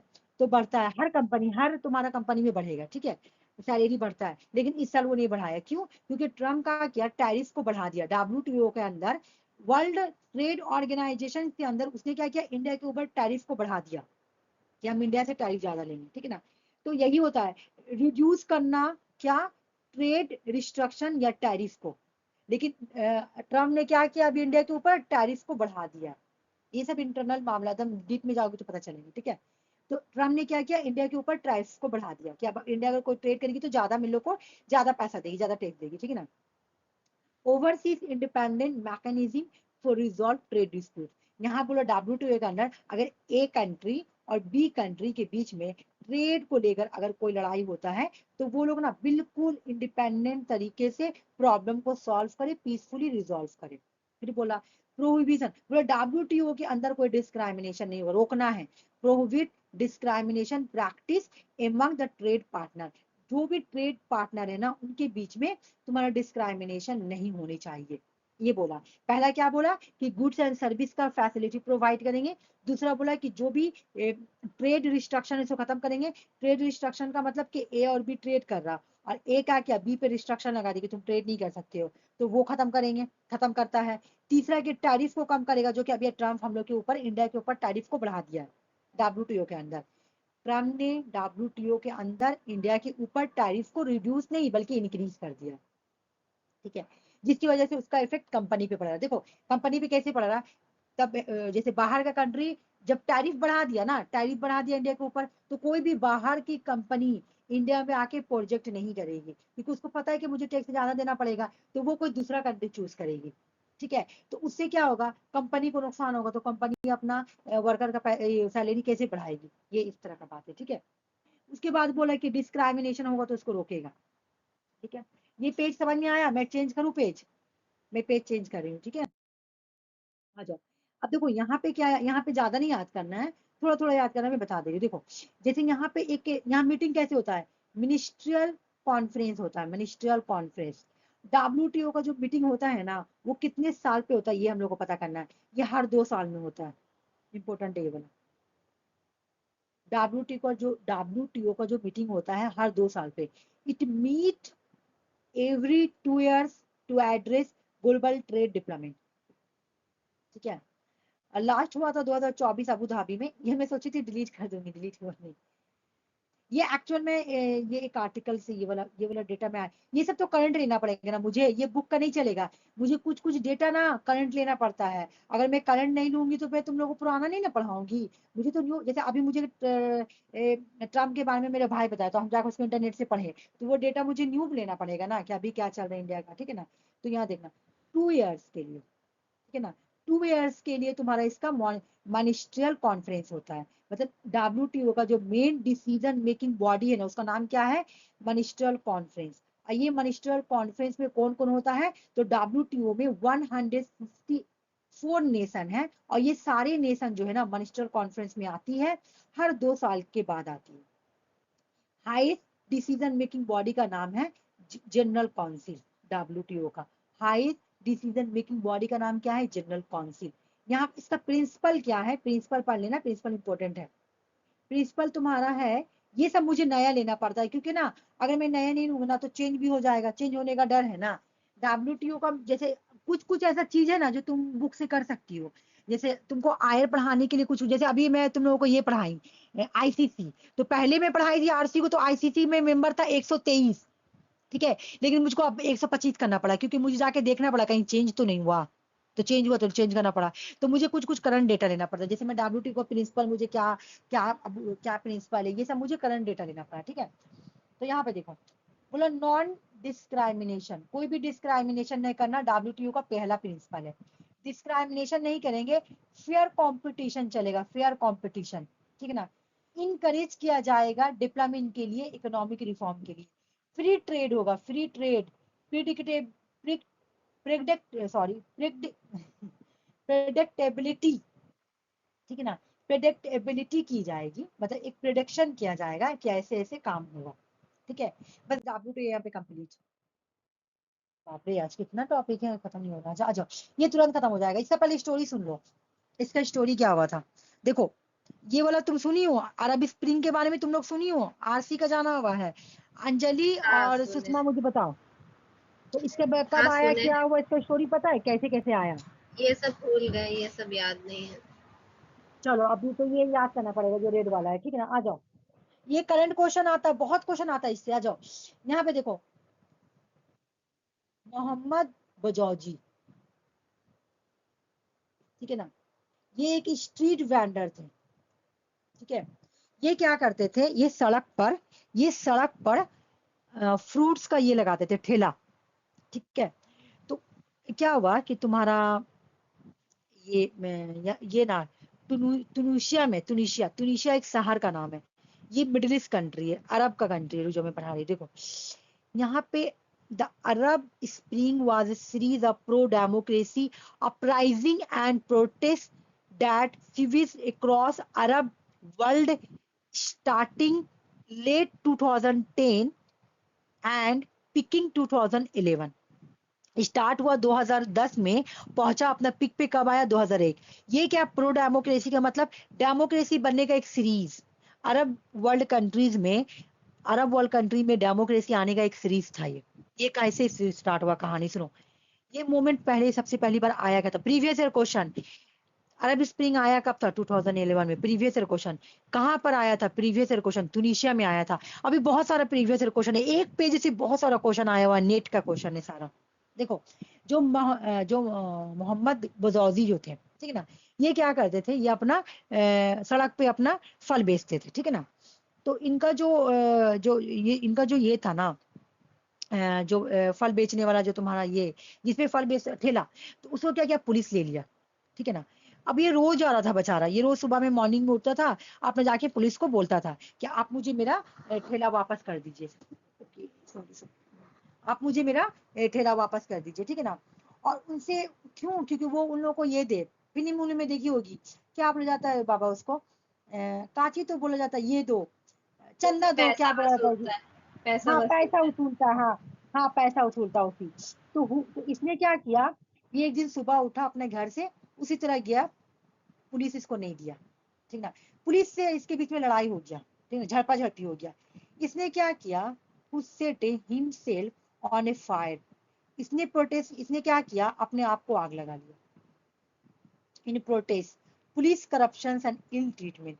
पुलिस का करप्शन की वजह कर, अब पुलिस के इल ट्रीटमेंट की वजह कर, पुलिस इतना खराब था, इतना करप्शन में डूबा हुआ था ना ट्यूनीशिया उस टाइम, हर जगह करप्शन फैला हुआ था, ठीक है ना, डिक्टेटरशिप था वहां पे। तो उसके बाद क्या, मोनार्की सेट था। तो उन्होंने क्या किया, महमूद बजौजी ने अपने आप को आग लगा लिया। अब जब आग लगा ना, जब आग लगा ना, तो ये आग जो है ना, दिस आग, मतलब दिस, ये जो आग है ना, this act of defence sparked widespread demonstrations and call for political reform across the region. वहां पे वहां पे वीडियो बनाया गया उनका, महमूद बजौजी का वीडियो को वायरल कर दिया गया, ठीक है। जब वीडियो वायरल हुआ ना, ये वीडियो मतलब देखो, कोई इंसान अपने आप को आग लगा रखी, वो तो कितना गरीब था बेचारा, वो पैसा कहाँ से देता, है ना, वो पैसा कहाँ से देता, हफ्ता बोला जाता है, हाँ हफ्ता, वो कहाँ से देता। तो उन्होंने क्या किया, परेशान होकर अपने आप को आग लगा, लेकिन अपना घर कैसे चलाऊंगा, ये तो दे भी नहीं रहे। तो ये पूरा जो ये जो तो तुम्हारा इंसिडेंट था, ये तो हम आग के जैसा फैल गया, जैसे जंगल में आग फैलता है, ये वाइड स्प्रेड हो गया, पूरा डिमॉन्स्ट्रेशन होने लगा लोगों के पास। अब ये एक डिमांड करने लगा, पॉलिटिकल रिफॉर्म चाहिए हमको इस रीजन में, तुनिसिया में, चेंजिंग चाहिए, चेंजिंग चाहिए, चेंजिंग चाहिए। उस वक्त वहां के प्रेसिडेंट थे, प्रेसिडेंट का नाम था जैनुल जैनुल जैनुल आबिदीन बिन अली। पूरा नाम कितना बड़ा देख लो, जैनुल आबिदीन बिन अली वहां के प्रेसिडेंट थे। उनको भागना पड़ा जान बचा के, ना तो लोग उनका पता नहीं क्या करते। वो प्रेसिडेंट थे, वो उन्हीं की वजह से तो करप्शन फैला था, वो जल्दी जल्दी जान बचाकर भागे, ठीक है, वो जल्दी जल्दी जान बचाकर भागे। अब जब वो तो भागे, तो वहां पे तो ये तुनिसिया में तो ये मूवमेंट, ये प्रोटेस्ट स्टार्ट क्यों हुआ था, ये प्रोटेस्ट स्टार्ट हुआ था पुलिस के करप्शन के अगेंस्ट, है ना। तो ये मूवमेंट सक्सेसफुल हुआ था, the success of the Tunisian protest ना, तुनिशिया में ये प्रोटेस्ट जो है ना सक्सेसफुल हुआ था। और इसी से इंस्पायर होकर, ये मूवमेंट इसी से इंस्पायर होकर ये दूसरे कंट्री में ये मूवमेंट फैल गई। अब कहाँ कहाँ, अब इसको देखा देखी सब कंट्री में मोनार्की को हटाकर, डिक्टेटरशिप को हटाकर डेमोक्रेसी का डिमांड होने लगा। अब कौन कौन कंट्री में डिमांड हुआ, ये भी प्रीवियस ईयर क्वेश्चन है, रट लो। लीबिया में, इजिप्ट में, यमन में, सीरिया में, बहरीन में, इन सारे कंट्रीज में डेमोक्रेसी का डिमांड होने लगा। किसको देखकर, तुनिशिया रिवोल्यूशन को देखकर, तुनिशिया रिवोल्यूशन बोलो, या इसका एक नाम है जास्मिन रिवोल्यूशन, ठीक ना। इसी को देखकर, इस एक्चुअली इसके अंदर जो हुआ था इसको तुनिशिया रिवोल्यूशन बोलेंगे, लेकिन पूरा जो अरब कंट्री में जो हुआ ना उसको जास्मिन रिवोल्यूशन बोलते हैं, ठीक ना। अब इसी को देखा देखी सब कंट्री में राजा को हटाने लगा कि इसको हटाओ, बहुत डिक्टेटरशिप हो गया, अब लोग यहाँ पे डेमोक्रेसी लाओ, ठीक है ना। Libya, Egypt, Yemen, Syria, Bahrain. एक और बात सुनो, अभी मैं नीचे पढ़ाऊंगी वो, ठीक है ना। तो ये ट्रांजेक्शन था डेमोक्रेसी का, ये ट्रांजेक्शन था डेमोक्रेसी, इसी को बोला गया जास्मिन रिवोल्यूशन। ये सभी कंट्री में आने लगा डेमोक्रेसी, लीबिया में डिमांड हुआ, इजिप्ट में, यमन में, सीरिया में, बहरीन में, हमको डेमोक्रेटिक रिफॉर्म चाहिए, है ना। यही की वजह से, यही को जब पूरा पूरा अरब वर्ल्ड में जो ये पूरा वार होने लगा ना, अरब वर्ल्ड में जब ये डेमोक्रेसी को लेकर वार होने लगा ना, तो इसी को बोले जाने लगा जास्मिन रिवोल्यूशन, ठीक है। अच्छा, lead to democratic reform, jasmine revolution ने क्या लीड किया, लीड टू डेमोक्रेटिक रिफॉर्म लाया था तुनिशिया में, है ना, तुनिशिया में। यहाँ पे क्या हुआ था, फ्री फेयर इलेक्शन आ गया था, न्यू कॉन्स्टिट्यूशन आया। जब बौजीजी ने अपने साथ ऐसा किया ना, तो प्रेसिडेंट को तो मार भगाया, तब वहां पे डेमोक्रेसी आया, तो वहां पे इलेक्शन होने लगा, न्यू कॉन्स्टिट्यूशन आया। अब एक और क्वेश्चन आया, देखो हर एक पार्ट से क्वेश्चन आया हुआ है, एक पेज का, रट लो, ठीक है। बोला जास्मिन रिवोल्यूशन तो सक्सेसफुल हुआ, ठीक है ना, लोग इंस्पायर हुए। एक ऐसा कंट्री था जहां पे इन्फ्लुएंस नहीं हुआ, पूरा अरब वर्ल्ड में इसका इन्फ्लुएंस देखने को मिला, Libya, Egypt, Yemen, Syria, Bahrain. कौन ऐसा कंट्री जहां पे देखने को नहीं मिला था, वो कंट्री है तुम्हारा अरब, सऊदी अरब। सऊदी अरब में ना, सऊदी अरब भी तुम्हारा अरब कंट्री है, लेकिन सऊदी अरब में तुम्हारा जास्मिन रिवोल्यूशन का इन्फ्लुएंस नहीं आया था। ये प्रीवियस ईयर क्वेश्चन है। कैसे, Libya, Egypt, Yemen, Syria, Bahrain सब दिया हुआ था। बोला कि इनमें से कौन ऐसा कंट्री है जिसमें तुनिशिया, अरब स्प्रिंग का इन्फ्लुएंस नहीं पड़ा, ठीक है ना, अरब स्प्रिंग का इन्फ्लुएंस नहीं पड़ा, तो वो है सऊदी अरब, ठीक है ना। याद रख लो, सऊदी अरब में कोई भी इसका इन्फ्लुएंस नहीं पड़ा था। और अब सऊदी अरब में अभी भी तुम्हारा किंग ही चलता है, वहां डेमोक्रेसी नहीं है, अभी भी वहां मोनार्की सिस्टम ही चलता है है ना। अभी भी वहां मोनार्की सिस्टम ही चलता है। बाकी Libya, Egypt, Yemen, Syria, Bahrain, यहाँ सब में डेमोक्रेसी आ चुकी है। नेक्स्ट क्वेश्चन हम लोग पढ़ते हैं। 5 मिनट टाइम है, 5 मिनट में ही मैं करा देती हूँ। देखो अब यहाँ मेरे बात सुनो, अब यहाँ से दूसरा चीज स्टार्ट हो रहा है। देखो एक तो तुम्हारा टॉपिक है वार, ठीक है ना। वार कितने तरह का होता है, वार कितनी किसी में, लेकिन ना आज तक वार से क्वेश्चन नहीं आया। लेकिन हाँ, वार का मेथड से क्वेश्चन आया, ठीक है ना। वार का मेथड से क्वेश्चन आया कि वार करने का कितना तरीका है, ठीक है ना। वार करने का कुछ लॉ होता है, लॉ, ठीक है। तुम देखी होगी जस्ट एड बिलम एग्जाम में आया हुआ है, जस्ट एंड बिलो एग्जाम में आया हुआ है। अब जब आया होगा jus ad bellum, jus in bello starting में, तो तुम लोग लगता होगा पता नहीं कहाँ से आया ये वाला, है ना। लेकिन बिल्कुल ये टॉपिक से आया, ये इंटरनेशनल हाँ रिलेशंस के टॉपिक, ये आयर के टॉपिक, वार का टॉपिक है, वार का, ये वार टॉपिक से आया, ठीक है ना। देखो क्या बोला, लॉ ऑफ वार। देखो war is not always illegal, बोला ना, वार हमेशा इलीगल नहीं होता है, ठीक है। वार इज नॉट ऑलवेज इलीगल। कुछ केस में अभी तुम देखिए ना, अभी जो वार हुआ, अभी भी वार ही हुआ जो, अभी तुम देखिए अरब स्प्रिंग में जो हुआ, तो वो तुम्हारा इलीगल नहीं था, वो ठीक था।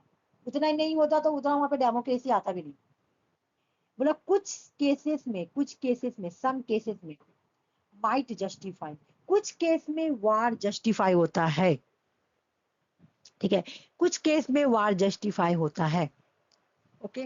आजा, the question then is when it is illegal for a state go to war when it is not।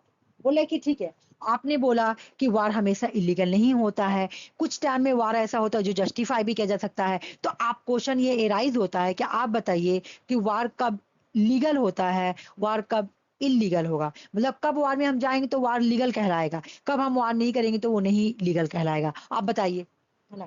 तो फिर यहाँ पे तीसरा में पूछ रहा तुम्हारा, एंड व्हाट एक्शन, कौन सा ऐसा एक्शन एक्शन है स्टेट का जो उसको अलाउ करता है टॉक टेक इन वार।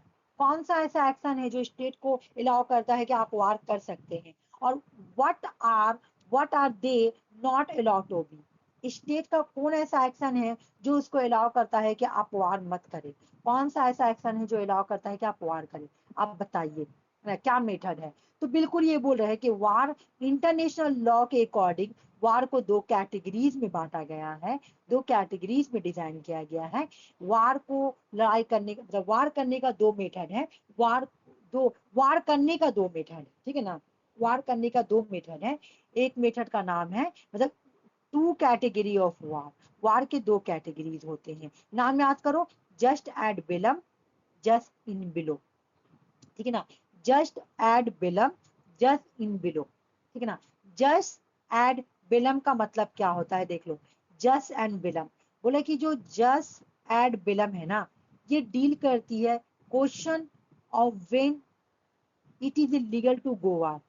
मतलब ये क्या क्वेश्चन कर रही है, क्वेश्चन क्या उठा रही है जस्ट एंड बिलम, कि क्वेश्चन ये उठा रही है कि वार सॉरी वार में जब मैं वार करने जा रहा हूँ तो वो लीगल कब कहलाएगा, जब मैं वार करने जा रहा हूँ तो लीगल कब कहलाएगा। ये जस्ट एड बिलम क्वेश्चन एराइज कर रही है, ठीक है ना। बिलम क्या बोल रही है, बिलम एड बिलम, एड बिलम, एड याद करो, एड बिलम क्या बोल रही है कि मैं कब वार करने जाऊं कि वो वार लीगल कहलाएगा, ठीक है। फिर इन बिलो बोल रही है, जस्ट एंड बिलो बोल रहा है कि डील विद द क्वेश्चन कि व्हाट एक्ट, कौन सा एक्ट करूं कंसिडर जो मेरा लीगल या इलीगल कहलाएगा। मैं वार में कौन सा एक्ट करूं, मैं वार में कौन सा एक्ट करूंगा जो मेरा लीगल या इलीगल कहलाएगा, ठीक है। अभी यहाँ पे अच्छे से समझ में आएगा, आ जाओ।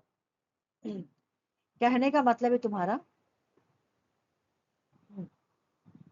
देखो जस्ट एड बिलम प्रिंसिपल क्या बोल रहा है, जस्ट एड बिलम बोल रहा है कि जस्ट कॉज, मतलब the convention establish condition under the war can be consider just. War just कब हो सकता है, तुम वार करो तो जस्ट कॉज हो। अब एग्जाम में क्वेश्चन आता है कि जस्ट कॉज किधर आएगा, ठीक है ना। जब तुम वार करने जाओ, जैसे अभी नरेंद्र मोदी पाकिस्तान पे वार किए तो वो जस्ट कॉज है, क्यों, क्योंकि टेररिस्ट ने आके कश्मीर पे अटैक किया तो उन्होंने वार किया, तो ये जस्ट कॉज है। वजह मैंने सही दिया भाई, ठीक है। मैंने अपना सेल्फ डिफेंस के लिए लड़ाई किया, ठीक है। मैंने जो वार किया वो सेल्फ डिफेंस के लिए, मैंने सेल्फ डिफेंस के लिए वार किया। एड्रेस, मैंने फिजिकल एग्रेशन का यूज किया, मैंने अपने सेल्फ डिफेंस के लिए किया। लास्ट रिजॉर्ट, मेरे पास कोई लास्ट रिजॉर्ट मतलब पहले तुम निगोशिएशंस करो, बोला पहले तुम निगोशिएशन करो, निगोशिएशन से सॉल्व नहीं हो रहा, फिर जब निगोशिएशन से सॉल्व नहीं हो रहा तो लास्ट में तुम वार कर लो, तो ये जस्ट है, ये वार जस्ट है, ठीक है ना, ये वार जस्ट है, ठीक है ना, ये वार जस्ट है। लास्ट रिजॉर्ट मतलब जब पहले तुम्हें क्या है कि कॉज सही होना चाहिए, रेड वाला याद करना एग्जाम में आता है। लास्ट रिजॉर्ट मतलब तुम सोच रहे हो कि मेरे दोनों के बीच में लड़ाई ना हो, लेकिन कोई रास्ता ही नहीं है, मेरे पास कोई रास्ता ही नहीं है, ये लोग मान ही नहीं रहा, मुझे लास्ट में वार करना ही पड़ेगा, लास्ट रिजॉर्ट। अच्छा, प्रॉपर ऑथोरिटी हो, ये भी प्रीवियस ईयर क्वेश्चन है, ये भी था क्वेश्चन, जस्ट कॉज था, ये भी क्वेश्चन है। प्रॉपर ऑथोरिटी का मतलब मैं बता रही हूँ, सुनो। अब वार डिक्लेयर कौन करता है? War must be declare by the legitimate governance body. Prime minister Narendra Modi ही अनाउंसमेंट कर सकते हैं वार के लिए, कोई भी अमित शाह, तुम्हारा राजनाथ सिंह, कोई आके रैंडमली पर्सन नहीं, जो मुल्क का head of the prime minister, जो मुल्क का हेड ऑफ द बॉडी है, हेड ऑफ द गवर्नमेंट है, वही आके अनाउंसमेंट कर। प्रॉपर ऑथोरिटी जो मुल्क का प्राइम मिनिस्टर है वही वार को है ना अनाउंसमेंट कर सकता है, तब आपका वार जस्ट है। कोई भी रैंडमली पर्सन आके नहीं बोल देगा कि मुझे आपसे वार करना है, ठीक है। राइट इंटेंशन होना चाहिए, तुम्हारा वार करने का इंटेंशन सही होना चाहिए। Motivated should be moral aiming resort peace, मतलब कहने का मतलब है तुम्हारा वार करने जा रही हो, टेंशन सही होना चाहिए। तुम्हारा वार किसके साथ है बताओ, वार किसके साथ है? वार तुम्हारा मिलिट्री के साथ है, तो मिलिट्री के साथ वार करो ना, सिविलियन पे अटैक मत करो, ठीक है। जस्ट एड बिलम बोल रहा है कि जब मैं वार करने चाह रहा हूँ तो वार जस्ट कब होगा? जब राइट अटेंशन होना चाहिए। राइट अटेंशन मतलब क्या? तुम गई हो, तुम्हारा जैसे अभी तुम न्यूज में देखी होगी, न्यूज में बोला गया, इंडिया न्यूज में मैं देखी, न्यूज में बोला गया कि वार तो हमने तो आपके टेररिस्ट को मारा है ना, तुमको पता ना, पाकिस्तान अटैक किया, पाकिस्तान अटैक किया तो 40 लोग मारा, और उन्होंने मस्जिद पे अटैक किया और गुरुद्वारा पे अटैक किया, ठीक है। तो यहाँ पे उन्होंने क्या बोला कि आपका तो वार मिलिट्री के साथ होता, आप मिलिट्री को रिप्लाई कीजिए, आप सिविलियन पे क्यों अटैक किए? तो यही बोला, राइट अटेंशन, राइट इंटेंशन होना चाहिए, तुम्हारा वार करने का इंटेंशन सही होना चाहिए, पीसफुल पर्पस, पीसफुल होना चाहिए। तुम पीसफुल पर्पस कहाँ अपना रहे हो? तो पाकिस्तान तो जस्ट जस्ट एड बिलम नहीं अपना रहा है ना, पाकिस्तान जस्ट एड बिलम प्रिंसिपल को नहीं यूज कर रहा, बिकॉज की पहली बात कि तुम्हारा प्राइम मिनिस्टर नहीं बल्कि टेररिस्ट ग्रुप अटैक कर रहे हैं, एक बात। दूसरा कि आप सिविलियन पे वार कर रहे हैं, ये भी इलीगल हो गया है ना, लीगल नहीं इलीगल, क्योंकि वार दो मिलिट्री ग्रुप के बीच में होता है ना। Okay. फिर उसके बाद बोल रहा है कि reasonable chance of success, avoid futile conflict, मतलब एक फ्रूटल कॉन्फ्लिक्ट मतलब वार करने का तरीका सही होना चाहिए, ठीक है ना, रीजनेबल मोटिव होना चाहिए, बेमतलब का वार नहीं करना चाहिए, ठीक है ना। अच्छा, प्रोपोर्शनल मीन्स यूज करना चाहिए, प्रोपोर्शनल मीन्स, ये रेड है, ये मुझे गलती से हो गया बोलू, ये भी इंपॉर्टेंट है। प्रोपोर्शनल मीन्स का मतलब मैं बता रही हूँ, मैं कल तुम लोगों को पढ़ाई थी कि इंडिया कभी भी औसम कंट्री के अगेंस्ट न्यूक्लियर यूज नहीं करेगी जिसके पास न्यूक्लियर वेपन नहीं है। जैसे वो कभी भी जब वार करेगी नेपाल के साथ, तो नेपाल के अगेंस्ट कभी भी न्यूक्लियर वेपन नहीं यूज करेगी, बिकॉज नेपाल के पास न्यूक्लियर वेपन नहीं है। हाँ, तो यहाँ पे वही बोला कि वार में प्रोपोर्शनल मीन्स होना चाहिए। कहने का मतलब है कि अगर मैं न्यूक्लियर वेपन्स को यूज नहीं कर रहा हूँ तो सामने वाला कंट्री को भी यूज नहीं करना है, ठीक है ना, तब आप वार में प्रोपोर्शनल बना के रख रहे हैं, ठीक है ना। This principle centre to jus ad bellum include, मतलब यहाँ पे बोला कि राइट अथॉरिटी होनी चाहिए, राइट इंटेंशन होना चाहिए, रीजनेबल होप होना चाहिए, प्रोपोर्शनलिटी होनी चाहिए, एंड लास्ट रिजोर्ट होना चाहिए। अच्छा एक मिनट, ये हो गया jus ad bellum. Jus and jus in bello पढ़ेंगे। जस्ट एड बिलो समझ में आ गया कि नहीं समझ में आ गया? समझ में आ गया ना कि राइट ऑथोरिटी होनी चाहिए, मतलब ये लेजिटमेट ऑथोरिटी होनी चाहिए, राइट इंटेंशन होना चाहिए, प्रोपोर्शनल मींस होना चाहिए, ये जस्ट कॉज होना चाहिए, है खाली हेडिंग याद करना है। जस्ट इन बिलो क्या बोल रहा है देखो, jus in bello right conduct in war, ठीक ना, राइट, तुम जब वार करो ना तो कंडक्ट बिल्कुल सही तरीके से करो। just war just war traditional also address legitimate conduct in war में जो तुम कर रही हो ना, अभी मैं बता रही, रुक जाओ। First, destruction, combines, no combines, must be different with combines components, sorry, non components protected from harm much as possible. सुनो, कॉम्पोटेंट्स और नॉन कॉम्पोटेंट्स का मतलब है तुम्हारा फर्क करो, किस चीज से ज्यादा नुकसान होगा, किस चीज से कम नुकसान होगा। जैसे अमेरिका ने क्या किया था, जापान में ना सोचा ना समझा फेंक दिया। तुम पहले देखो कौन सा कॉम्पोटेंट्स है, कौन बहुत ज्यादा नुकसान कर देगा लोगों को। अगर मैं ये वाला न्यूक्लियर वेपन को फेंक रहा हूँ पाकिस्तान पे, तो पाकिस्तान का हर एक वो पूरा बर्बाद हो जाएगी, सिविलियन खत्म हो जाएगी। तो हमको वार में ऐसा नहीं करना, वार के अंदर यूज करने के लिए बोला है। ये जस्ट एंड बिलो, देखो ये वार के अंदर यूज करने के लिए बोल रहा है। और जस्ट एड बिलम क्या था, वार से पहले बोल रहा है ना, ये ड्यूरिंग द वार के बारे में बात बोल रहा है ना। Right conduct in war, right, जब मैं वार को कंडक्ट करूंगा तो वहां मुझे क्या क्या यूज करना है। तो मैं जो वेपन यूज करूंगा तो मैं पहले देखूंगा नॉन कॉम्बैट्स कौन सा है, कॉम्बैट्स कौन सा है। लोगों को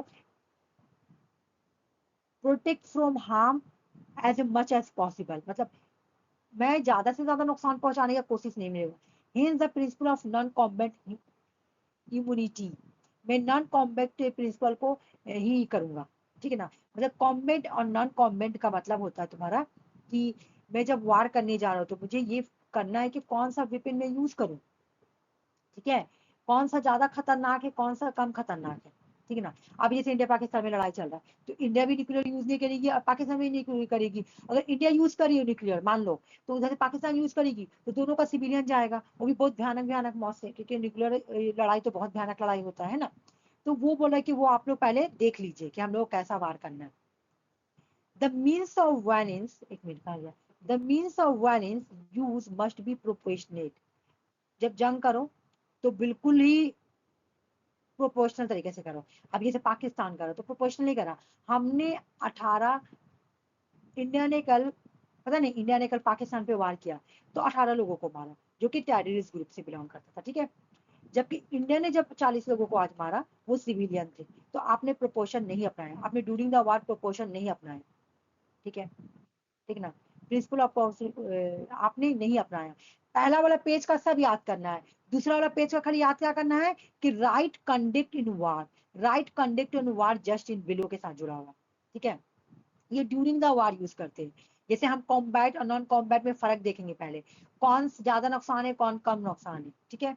उसके बाद बोल रहा है कि वायलेंस देखेंगे किससे कम, प्रोपोर्शनल एंड्स कि किससे कम वायलेंस हो, है ना। हमने ही बोला है, हमने आपको टेररिस्ट को किया तो आपने भी मेरे मिलिट्री पे अटैक किया, मिलिट्री मिलिट्री लड़ाई चल रहा। Unnecessary human suffering should be avoid to all cost. Unnecessary human suffering का मतलब है सिविलियन को आप नुकसान ना पहुंचाए, ठीक है। हम लोग को वार हम लोग के बीच में हो रहा है। Third qualification lead to banning of the use of particular heinous weapons. वही कि वही वेपन यूज कीजिए जो अभी देखो, अभी इंडिया और पाकिस्तान में कैसा वेपन चल रहा है, बिल्कुल अभी नॉर्मल लड़ाई चल रहा है, ऐसे ही रहे, है ना। जहां न्यूक्लियर वेपन यूज हो जाएगा तो फिर दोनों कंट्री को नुकसान होगा, है ना। ये बात इसमें बोला, जस्ट एंड बिलो में बोला।